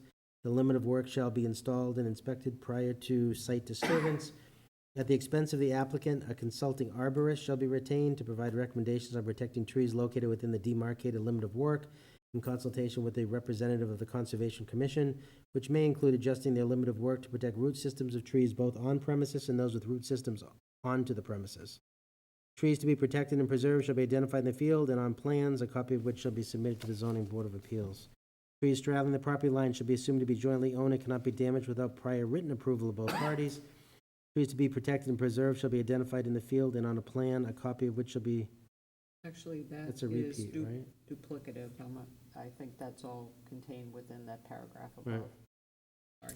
The areas designated as open space shall remain as open space. The applicant shall install an 80-foot-long, 6-foot-tall stockade fence with the center point of the fence sited at the middle of the back wall of the detached garage at 513 Brick Hill Road, Donellan, to be sited along the shared property line. Further infill screening will be added in proximity of the shared lot line as needed to maintain privacy per the May 2nd, 2021 Donellan letter. The applicant shall provide a minimum of 28 shade trees, 28 street trees as demonstrated on the plan, and preserve trees in the area of Lot 21 and open space parcels to the extent possible. Applicant shall also provide $5,000 per lot for landscaping chosen by each owner. On that last $5,000 thing, I thought he submitted a, when I asked what would be the minimum you'd have to do within that $5,000, I think that's the list he submitted. I think the list included the typical plants that they would offer, and maybe they gave some sample photographs of another development where they had done that. And have owner input too, wasn't it? Yeah. That's what. Right. All right.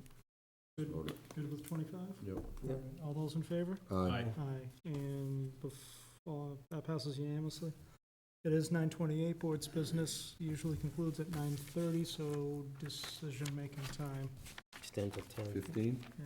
We have a total of 70 conditions. Extend till 10. Extend till 10. Yeah, I can't do it in 15. Who wants to make that motion then?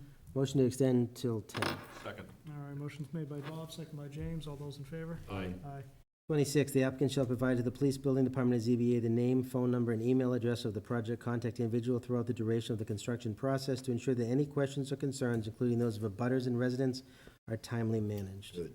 All those in favor? Aye. Passes unanimously. 27, at the applicant's expense, a site inspector will be designated by the town for this project to act instead of town engineering from the firms that have been pre-vetted by the town due to the town's lack of capacity to conduct oversight inspections. The site inspector will perform or oversee inspections, testing, material approvals, reports, or other construction-related services required, dry wells, stormwater appurtenances, review as-built plans for compliance with approved plans, including compliance with the town soil erosion and sediment control standard conditions, and report directly to the town's engineering department. The applicant shall establish a 53G account through the Zoning Board of Appeals for the site inspector. The inspection engineer shall be specifically responsible for ensuring adherence to the requirements in soil erosion and sediment control standard conditions for the inspection and approval of the driveway subgrade, gravel base, binder course, and curbing and finish course. At no point shall the contractor construct on a roadway surface that was not inspected and approved by the inspection engineer. Just a question, Noreen, when they do these site inspectors, do they also cover that what we have in here is being complied with? Yes. All right. Good. All those in favor? Aye. Passes unanimously. 28, the applicant shall contact the town's police department to discuss coordination of traffic during construction. The applicant shall meet with the Falmouth Police Department to determine when or if police details will be required. All police details required by the Falmouth Police Department, per the applicant's own choice, shall be paid for by the applicant. All those in favor? Aye. Passes unanimously. Prior to starting work under the comprehensive permit, the applicant and general contractor shall hold a pre-construction meeting with the building commissioner, town engineer, water superintendent, Department of Public Works representative, fire inspector, site inspector, zoning administrator, conservation agent, and board of health agent to review the conditions to ensure compliance with this decision and town requirements. All those in favor? Aye. Aye. Passes unanimously. 30, prior to the start of roadway construction, the applicant will file a refundable construction bond with the town relative to work being done within the town's right-of-way as shown on the site plans. Engineering shall be requested to inspect the work underway, and engineering shall recommend refunding the bond upon completion in accordance with the approved plans. Engineering sign-off is required prior to the issuance of any building permit for this project. Construction shall be in accordance with all requirements of town engineering, including the town's 2020 soil erosion and sediment control standard conditions, Appendix A. The applicant shall request inspections in writing at least 24 hours in advance. Re-inspection fees shall be per subsection 305-5 to the town and as negotiated with the site inspector contract. No construction shall commence until inspections for the below items have been approved. A, the required erosion and sediment controls are installed and approved as shown on construction plan, including any phasing, and includes silt sacks, catch basins south of the entrance to the premises on Brick Hill Road. B, a stabilized construction entrance and wash station is installed and approved. C, stormwater and infiltration areas are protected and the protection means are approved. And D, the time of work is demarcated in the field and approved. E, a utility easement over the roadway layout shall be provided in a form acceptable to the town at the developer's cost for town council to review. F, the existing street opening shall be closed or permitted. All those in favor? Aye. Passes unanimously. 31, the private road may be considered for acceptance by the town road in the future if the applicant constructs to town standards and has required inspections completed during construction. Until that time, the roadway shall be privately owned and maintenance shall be the responsibility of the homeowners association and include such documents. Any required utility easements shall be in a form and manner as prescribed by the town. All those in favor? Aye. Aye. Passes unanimously. Prior to building permit, a certified plot plan including building and lot dimensions for each structure and including the new accessory lot designations and address as assigned by engineering shall match architectural plans and shall be provided to the ZBA in order to receive a sign-off for a building permit. The applicant shall ensure that there is sufficient space within each individual lot to provide for parking of a vehicle such that it does not protrude on the sidewalk and road layout. The standard depth for a parking space is a minimum of 18 There you feet. go. All those in favor? Aye. Passes unanimously. Final as-built for all structures shall be provided to the ZBA. All those in favor? Aye. Passes unanimously. Applicant shall provide a bus stop shelter on Josiah Path. We didn't vote for it or nothing yet. All those in favor? Oh, Aye. Passes unanimously. aye. 35, applicant shall provide a sidewalk Passive along, aggressive. along the westerly side of the roadway, Josiah Path, and a sidewalk along the southerly frontage of the premises at Brick Hill Road to connect with the existing sidewalk at 485 Brick Hill Road, Christ Lutheran Church. The sidewalk shall be separated from the road by either a grass strip or vertical curb by pedestrian safety. So we have to add that other extension in here, The sidewalk? The one in the findings, the one that we did the finding about extending, that has to coincide. Yes. so that with the adjustment that we made previously to this sidewalk. All right, so voting on that condition as revised. All those in favor? Aye. Aye. 36, construction shall be in accordance with any requirements of town engineering, including items specifically delineated in the letter. A, permanent monumentation shall be placed at lot corners to delineate boundaries as approved by town engineering. B, stormwater must be managed on site. No increase in stormwater runoff is allowed. The construction process shall comply with the town's soil erosion and sediment controlled standard conditions as found on the town's engineering webpage. And attached to the document as Appendix A, the zoning board of appeals should be the permitting authority. Engineering sign-off is required prior to the issuance of any building permit for the project. All those in favor? Aye. Aye. Passes unanimously. 37. Okay, now 37, is that where we're gonna have to do the IAs? So we'll have to wait? Well, I guess that's the question with these conditions that I had for you folks was, I did not want to presumptively guess what your condition wanted to be.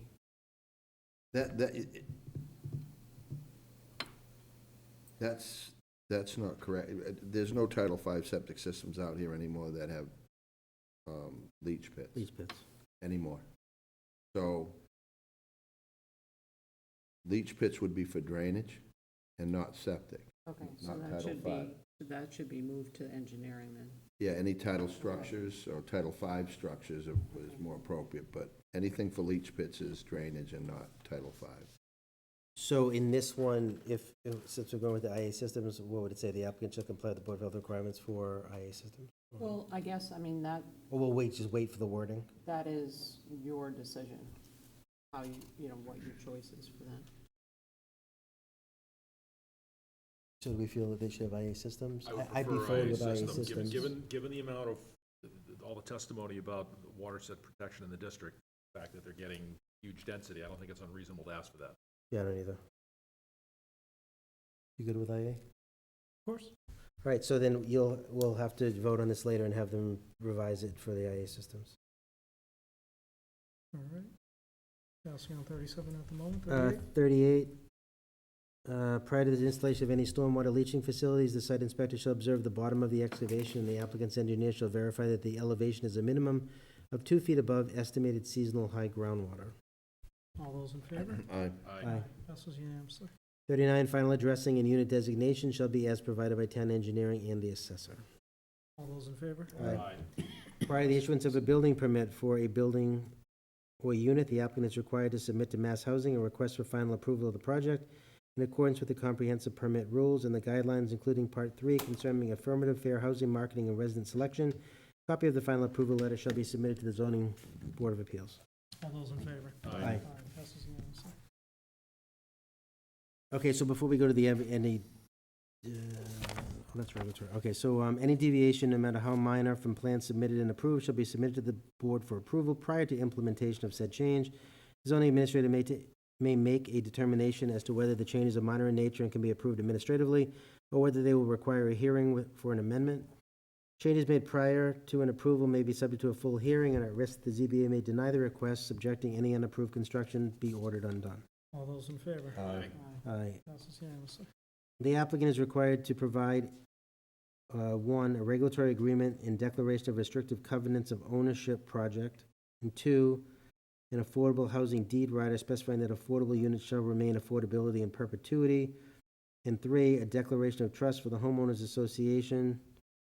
These collective documents shall be provided to the Zoning Board of Appeals for approval by Town Council prior to the issuance of any building permit, and subsequently recorded at the Registry of Deeds. The applicant, as a limited dividend organization, is limited in its profits under general laws, Chapter 40B, and any excess profit shall be paid by the applicant and distributed as required by the subsidizing agency and in accordance with applicable law, regulations, and guidelines. I just have one question on housing deed rider, declaration of trust. Okay, so this only talks about the declaration of trust.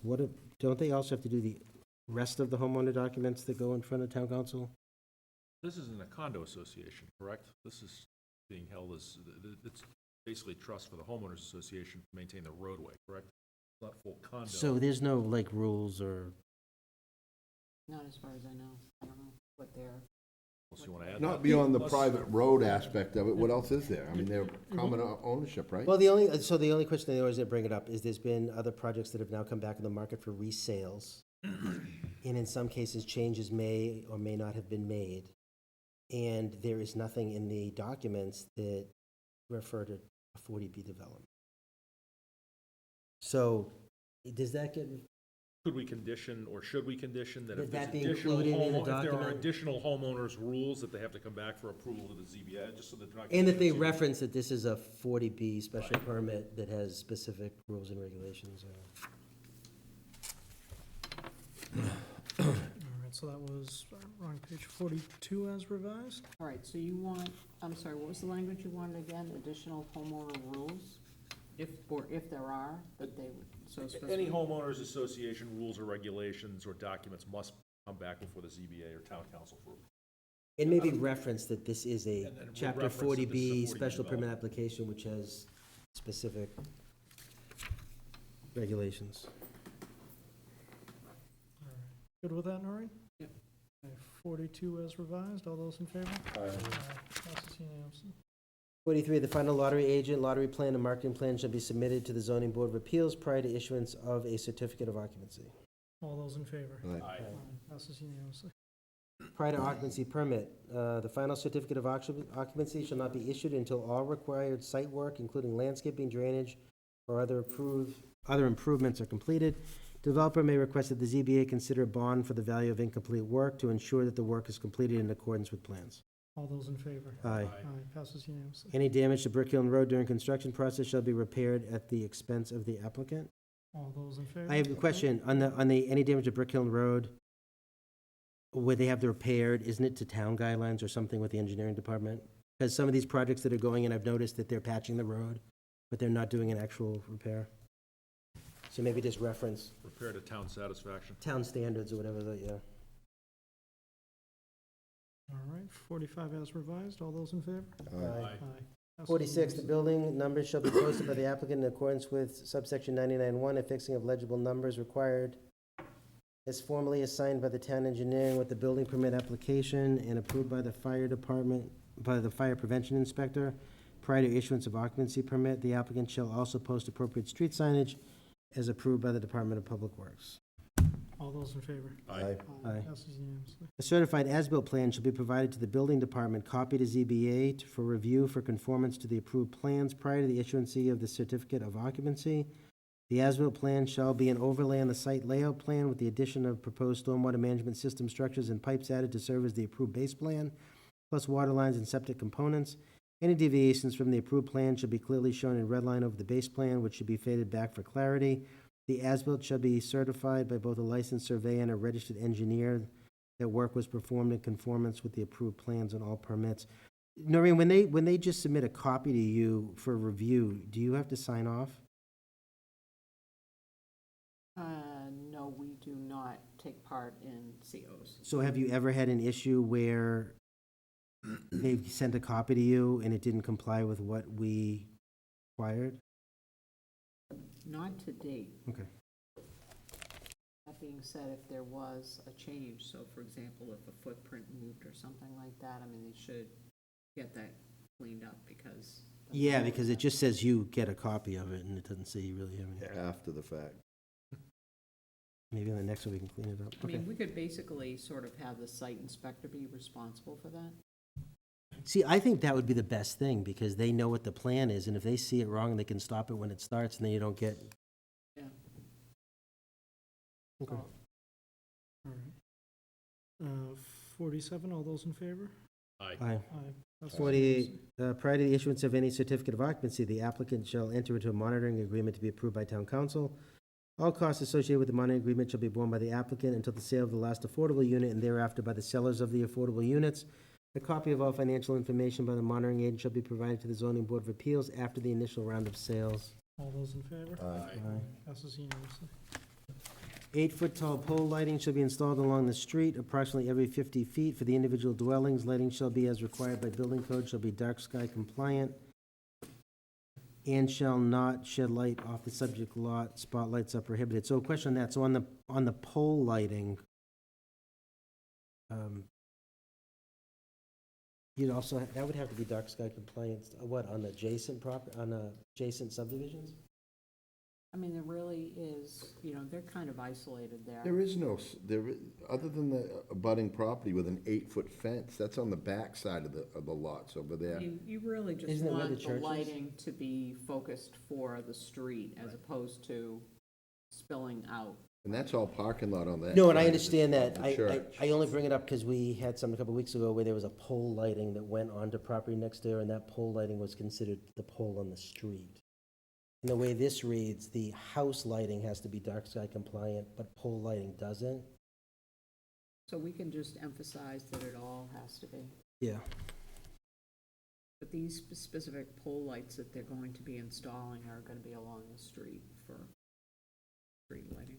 I'm just bringing it up, we can leave it as, I'm just bringing it up that Yeah. if we have to figure out something so that it's, you have to be able to shed the light on the street, Right, but not on an adjacent abutter's property. right. 49, all those in favor? What is the asterisk on that? That was just, for discussion. Okay. Dry wells shall be sited a minimum. Oops, sorry. Gotta oh, vote that. All those in favor of 49? Aye. Aye. Passes Sorry about that. unanimously. That's No good. worries. Dry wells shall be sited a minimum of 10 feet from a building lot or lot line, installed in a 2-foot envelope of crushed stone in connection to roof leaders. Any dry well under a parking area shall be H20 load rated. Homeowners shall be apprised of said installation to ensure maintenance and preservation of dry wells for the future, and this shall be added to the homeowner's documents. That's why we have to have the homeowner's documents with Frank.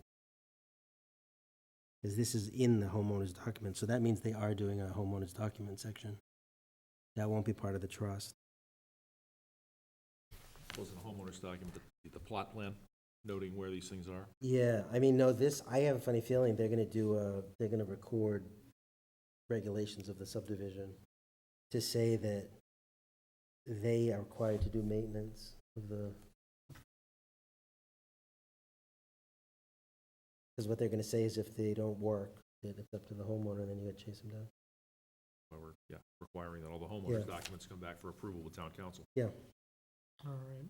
All those in favor of 50? Aye. Aye. Passes unanimously. Okay, waivers. Any waiver not specifically granted herein is denied. All those in favor? Aye. The waiver from section 240-67A, the requirement for a minimum 80,000 square foot lot in an agricultural AA and water resource protection zoning district. All those in favor? Aye. Aye, unanimous. The waiver from section 240-67A, the requirement for a minimum 150 feet of street frontage in the agricultural AA and water resource protection zoning district. All those in favor? Aye. Aye. Aye. The Unanimous. waiver for section 240-67A, the requirement for a minimum lot width of 200 feet in the agricultural AA and water resource protection zoning district. Is that the same, so that's the same section? Yes, Okay. it's just a chart. All those in favor? Aye. Aye, unanimous. Waiver from section 240-68, the requirements for a minimum street setback of 25 feet for structures. All those in favor? Aye. Aye. The waiver unanimous. from section 240-69, the requirements for a maximum lot coverage of 20% by structures. All those in favor? Aye. Aye, unanimous. The waiver from section 240-69, the requirement for a maximum lot coverage of 40% by structures, parking, and paving. All those in favor? Aye. Unanimous. Waiver from section 240-68B, the requirement for a minimum side and rear yard setback of 10 feet. All those in favor? Aye. Unanimous. Waiver from section 240-72.3C8, the uses of more than 15% impervious materials or 2,500 square feet of any lot require groundwater system. All- Yeah, I guess. All those in favor? Aye. Aye. Aye, passes unanimously. 60, the waiver from section 240-72.5B1 to 4, 1-4, density use limitations. All those in favor? Aye. Aye. The waiver from section 240, 114, 115, and 117, is that landscape plan? That's what it should say. Landscape plan. All right, 61 as revised. All those in Aye. favor? Aye. Aye. Unanimous. The waiver from section 240, 112, stormwater report. All those in favor? Aye. Aye. The waiver from chapter 305-12E14, gas mains, etc. All those in favor? Aye. Aye. Aye. Unanimous. The waiver for chapter 305-14AC, environmental impact statement. All those in favor? Aye. Aye. Unanimous. The waiver from chapter, didn't they do an E21 here? I thought he ran one. He gave us a copy of it. We may have. I'll have to double- Because that would handle the environmental impact statement. Okay, so the waiver from chapter 305-24, B1A, road layout 44/40. All those in favor? Aye. Aye. Unanimous. The waiver from chapter 305-24, B1C, minimum center line radius. All those in favor? Aye. Aye. The waiver from chapter 305-24, B5, intersection radius of 25 feet. All those in favor? Aye. Waiver from chapter 305-24, D2, dead end greater than 500 feet. All those in favor? Aye. Unanimous. The waiver from chapter 305-30, 37, and 40, sidewalks, grass plots, street trees. All those in favor? Aye. Unanimous. The waiver from chapter 305, 34, and 43, streetlights. All those in favor? Aye. Aye. Okay, so I have one question on that. So they didn't ask for a waiver then of the IA systems. They did not. So we don't have to waive it because they didn't ask for one. It's odd they didn't ask for one, but, okay. All right, So I guess we just hold this off for a vote until we, that does it for now. So do you want to continue this decision, or what do you want to do here? Okay. yeah, what is the, are we under any specific deadline constraint so that we don't make an error? So we do have an extension granted through today. So that gives you what? You have to file this decision within 40? Well, so the decision is typically required to be filed within 40 days of the close of the hearing. That being said, we had an extension To through today. today. so it's 40 days from today then. From today, unless he extends. Okay. But we're covered that we don't have to vote this tonight. Yeah, I don't think that there's a reason why we can't continue, I guess. Because you definitely have the the- 40 days from today, so it wouldn't, we'd be okay. Does the extension end today? Is that what you're saying? It's. So without the today. applicant here to accept an extension Right. We have to So- file within 40 The 40 days. days starts today. today, is that what we're saying? I think the language for the extension would permit additional time. Let me play devil's advocate then. Yeah, I mean, I Yeah, go guess, devil, I like that. you know, They argue and a constructive grant occurs. That's what I'm worried about, that's What's- what I want to make What is sure. the outcome then? They get everything they want and we have no, I mean, correct. So that's what I want to know, is that an issue right now?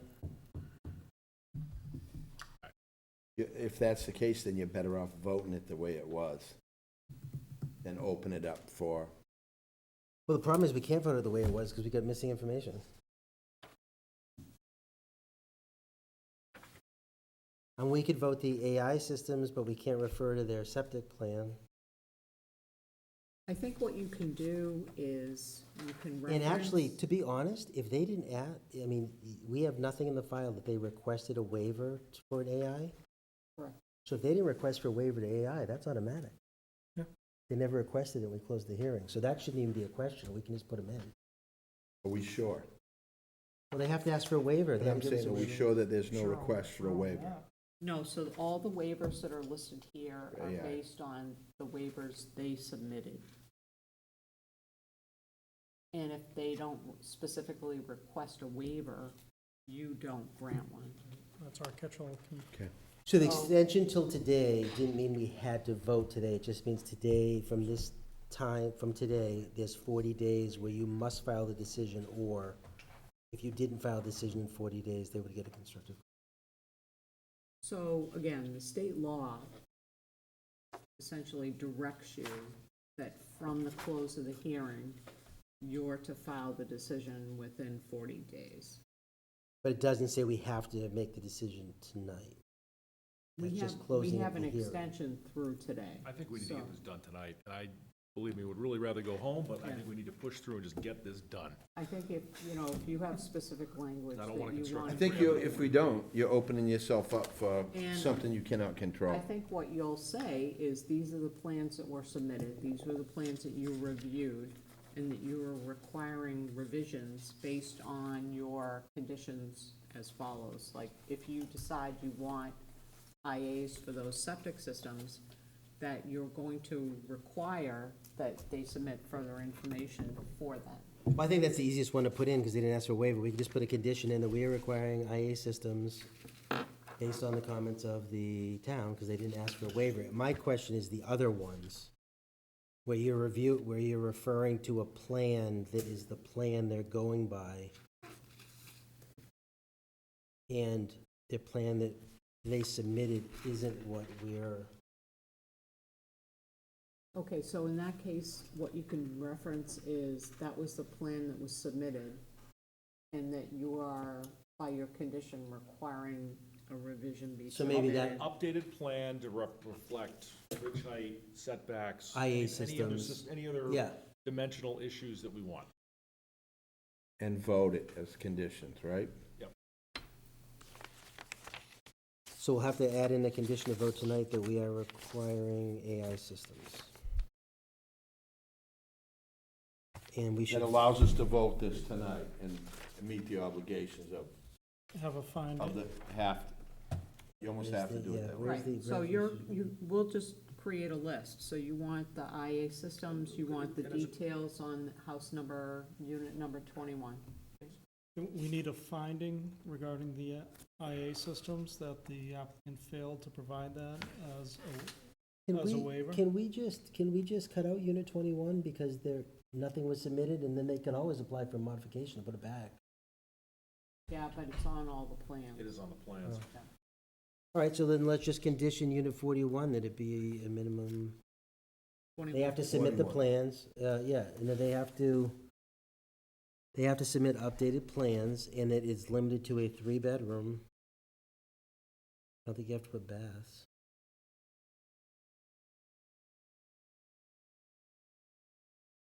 At that maximum 28 height.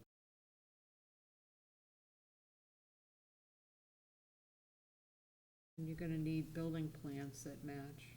Yeah.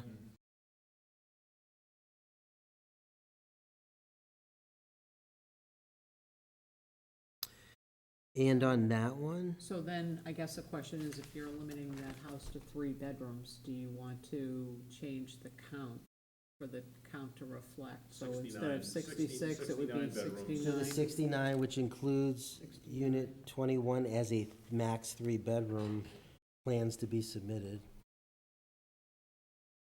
Because on 61, I mean, on that, where that house goes, that's not considered the street, right? That's a shared driveway? Correct. So you're gonna need to, you also have to put in, they're gonna have to add some kind of lighting on that shared driveway. How long is that thing? A couple hundred feet? Probably more than that. You got,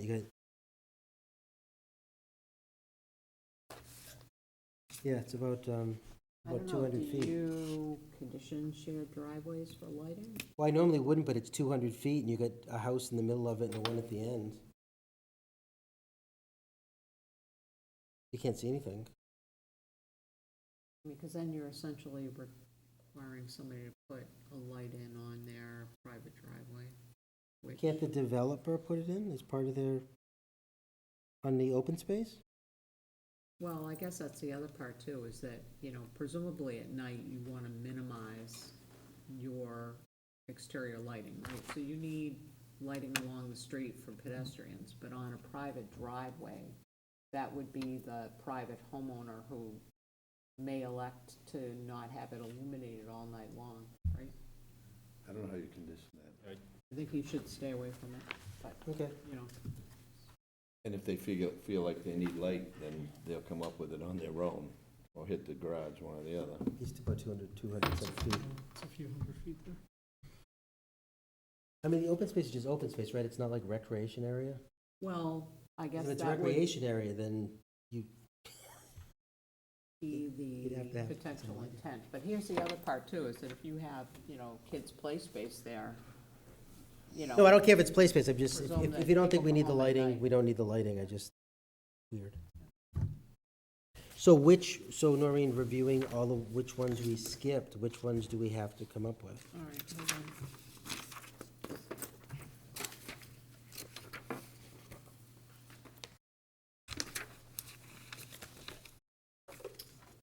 Okay, so, page 6, number 9, we were talking about leaching fields.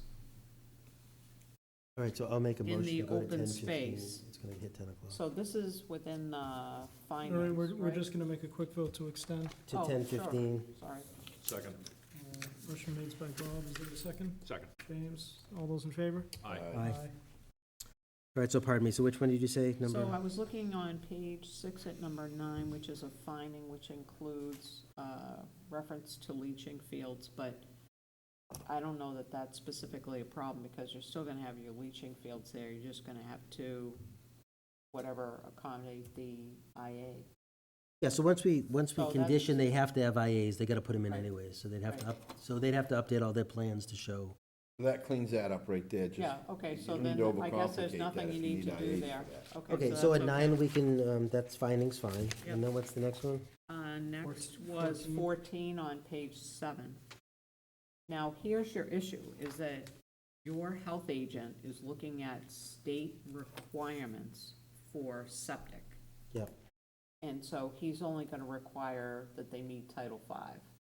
You have all the town requirements with the coastal pond overlay and the water resource district. So that could still be a all finding the then? referrals. So I guess, So that could still be okay, that he made a finding on Title V, we're just requiring IAs. yeah, so, yeah. I mean, do you wanna put any notation in there, or no? Well, why don't you just delete the second part, because it appears to meet Title Yeah, V. okay, And then period. there was Okay, testimony Period. concerning the need for enhanced systems as noted in reference to the paragraphs. For safety concerns with water. Health and safety, Health and yeah, safety, yep. considering the overlay district. all right, I just didn't wanna mix the IA with the health agent, because he did not get involved in that. So, I guess we have testimony elsewhere. Yeah. All right, so then you were, Title V period. yeah, Sorry, Tom, okay, yeah. so then you are down to number 18 on page 7. but I think we're fine about that. We dealt with the insufficient space for the cars, so that's okay.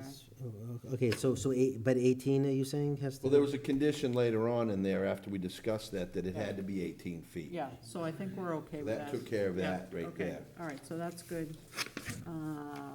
Let's see, page 8, I have an asterisk next to 21, which is a finding about the septic systems. Which one, 21? The one that I had mentioned? Right. Well, look at the end of that, there's a period there. We can leave that. I just reread that a few minutes after we went through it. Yep. And it's requiring, once that period hit there, then it makes the leach basins the next item on that. So I think we're good on that. So, but what were you saying? Were you saying something about 21 or no? So do we need to say anything about the septic systems being IA there or not? On which one? This is page 8, number 21. So can you put the developer plans proposed to Yes. septic system? Okay. Each serving, now the 14 dwellings, that includes number 21? Yes. Or no? Okay. Yep. Yeah. All right. Proposed takes care of that then. Okay. And what was the next? And we've eliminated 21 anyway, so. What was the next? Okay, next was,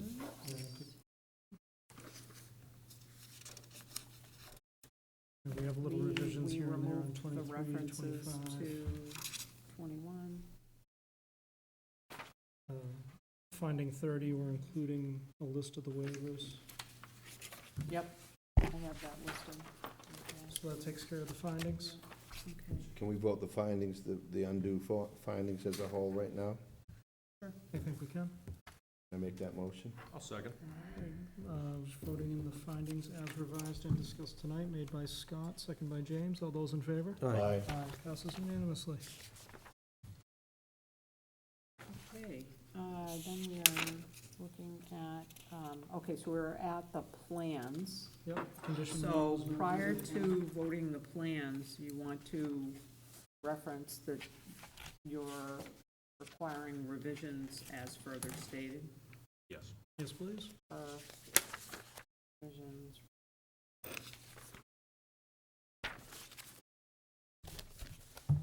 So per revised plans to reflect IA systems. Good on condition one then? Yeah, and we're also revising that to show that they need to supply the missing elevations. And house plan on 21. You want the plans to have the dimensional setbacks? Yeah, they'll have to, so they have everything. All right. Good on condition one? Yep. Yeah. Voting condition one as revised. All those in favor? Aye. Aye. Passes unanimously. Next one is All right, 9, I then we're think. down to 9, yep. So we want to change 66 to a maximum of 69, where we're limiting 21 to be a 3-bedroom.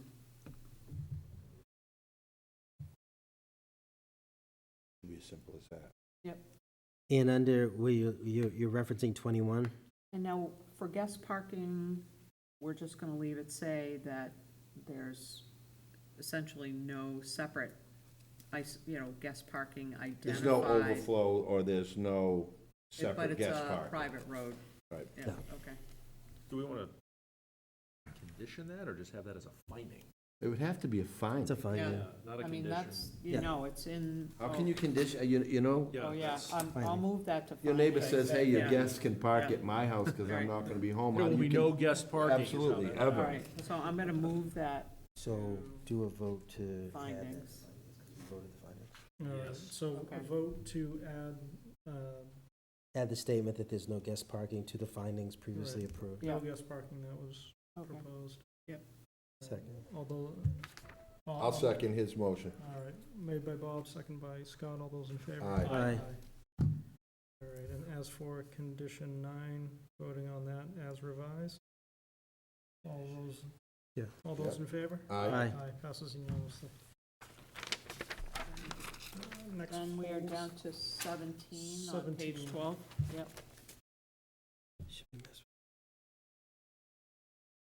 So okay, so I don't see the maybe, problem with it, this is standard language. That's Yeah, fine. 17 Just saying was that fine. We don't have the ability to waive a Board of Health regulation. No. or Yeah, that's Concom fine. regulation. yeah. so Voted that's- as written. Yes, okay. All right, that's fine as proposed. All those in favor? Aye.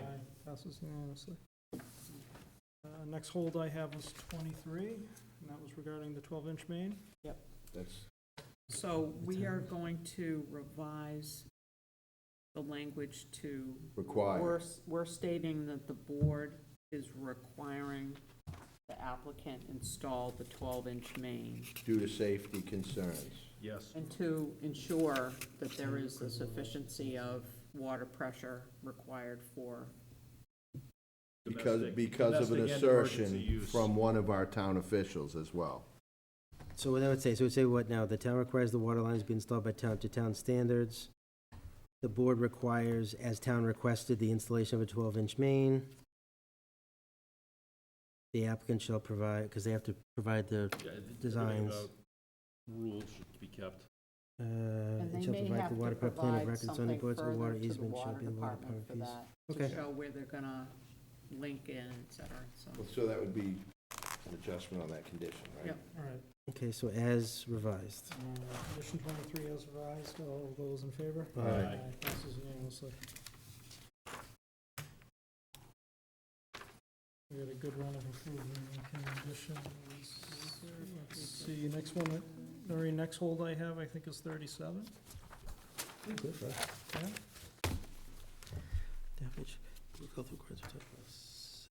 Yeah. Yep, So it should just read, the applicant will comply with the Board of Health requirements for an enhanced Title V system? For an IA system, there you go.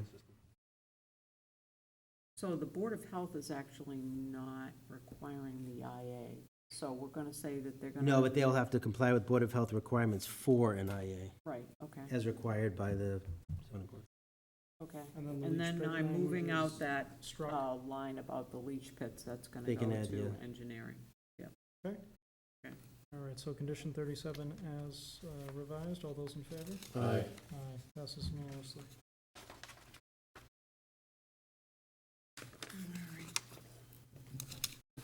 Does that take care of the conditions? I think it might. I think it does, I think we. But that's pretty good. It seemed like there was more than that. Yeah.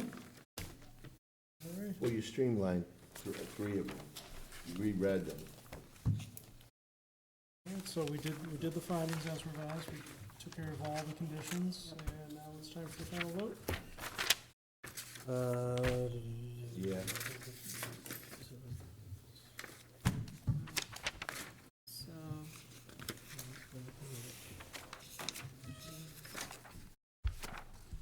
Still tracking something down there? we are back to page 9. Yeah, because you have for to a read vote. that thing, yeah. So 9, so now therefore be resolved that the zoning board of appeals, being of the opinion aforesaid and acting on the provisions of Massachusetts General Law, Chapter 40B, subsection 20-3 and CMR 20-23 and CMR 76056.00. Following a motion made by, I'll make a motion to approve as with conditions as discussed. Second. So, why don't we take a vote and then I'll read the thing. All right, motion to approve with conditions as discussed tonight, and revised findings made by Bob and second by James. All those in favor? Aye. So now therefore be it resolved, zoning board of appeals being of the opinion aforesaid and acting under the provisions of Mass General Laws, Chapter 40B, subsection 20-23, and CMR 76056.00, voted 4-0, following a motion made by Mr. Dugan and seconded by Mr. Morse to grant a comprehensive permit with conditions under Mass General Laws 40B, section 20-23, the construction of 28 is correct, right? Of 28 single-family dwellings, 7 of which will be affordable in perpetuity to households whose income is not more than 80% of the area median income, as determined by HUD and DHCD at 511 Brick Hill Road, West Falmouth, Massachusetts, Assessors Map 26, Section 1, Parcel 019A, Lot 00A. The premises, to the extent permitted by law, preference for the sale of the unit shall be given to first-time homebuyers that are Falmouth residents, employees of the town, or within the town, or who have children attending town schools. The comprehensive permit shall be subject to the following conditions, which we well, now we have to vote the conditions.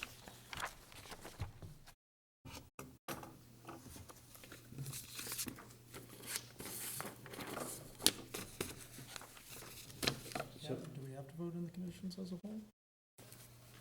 Yeah. So, We already did, right? yeah, you So voted the all zoning board of appeals conditions, so- certified that vote 4-0, the comprehensive permit for 511 Brickland Road, West Falmouth, Massachusetts, assessors map 26, section 01, parcel 019A, lot 00A, is represented the board based on the findings with the above stated conditions. All right. Very good. Amen. Take care of that. Hot in here. Board updates, is there anything?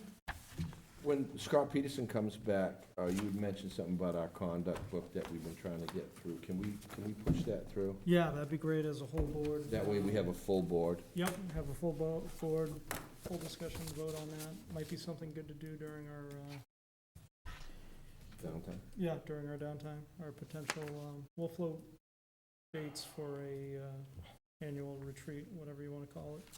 So the, We can review everything and vote it then. the other thing is, when we do these comprehensive permits or anything on a condo, can we just make sure that Frank sends us copies of the, Frank's gonna be here in not too much well, longer. town council submits to us the actual documents he approved, just so we know that those are being approved prior to the building permits going out, because I don't know if that's happening. No, we typically get an electronic approval. So do we have one right now for all the other ones? We should. Everything that we've worked on. Okay. All right, more discussion, anything? For next week on the agenda, are we gonna discuss and approve, or just listen to the proposal by Tom Bott of the zoning board? So, he's planning to come and hopefully meet with the board at 6 or 6:15, just to go through what the planning board is proposing for that increased density for the business districts for housing. So we will not be voting on it, or if we should we discuss and approve, or just discuss? I don't think that, there's any vote May not that have anybody's time. looking Okay. for from the board. I think, I invited him to come to the board to update people and answer questions. I'm gonna be screaming this way at 100 miles an hour, so if there's anything. No, but we it's need gonna to be vote- taped, so you Yeah, can all watch right. it after. Yeah, that's right. Right down the Mass Pike. That's it. That's it. But at least we'll have a police escort, so we'll be all right. Very good. Give my best to the If state not, troopers. you know an attorney. All right. Do I know any? Any future agenda Any items? attorney? Oh, no. All right, seeing none, our next meeting is September We're 20th. gonna start early at Gonna 6 start early at 6, yeah, everyone? for 6 will people go. who can. All right, so we will meet at 6 on September 23rd, meeting adjourned.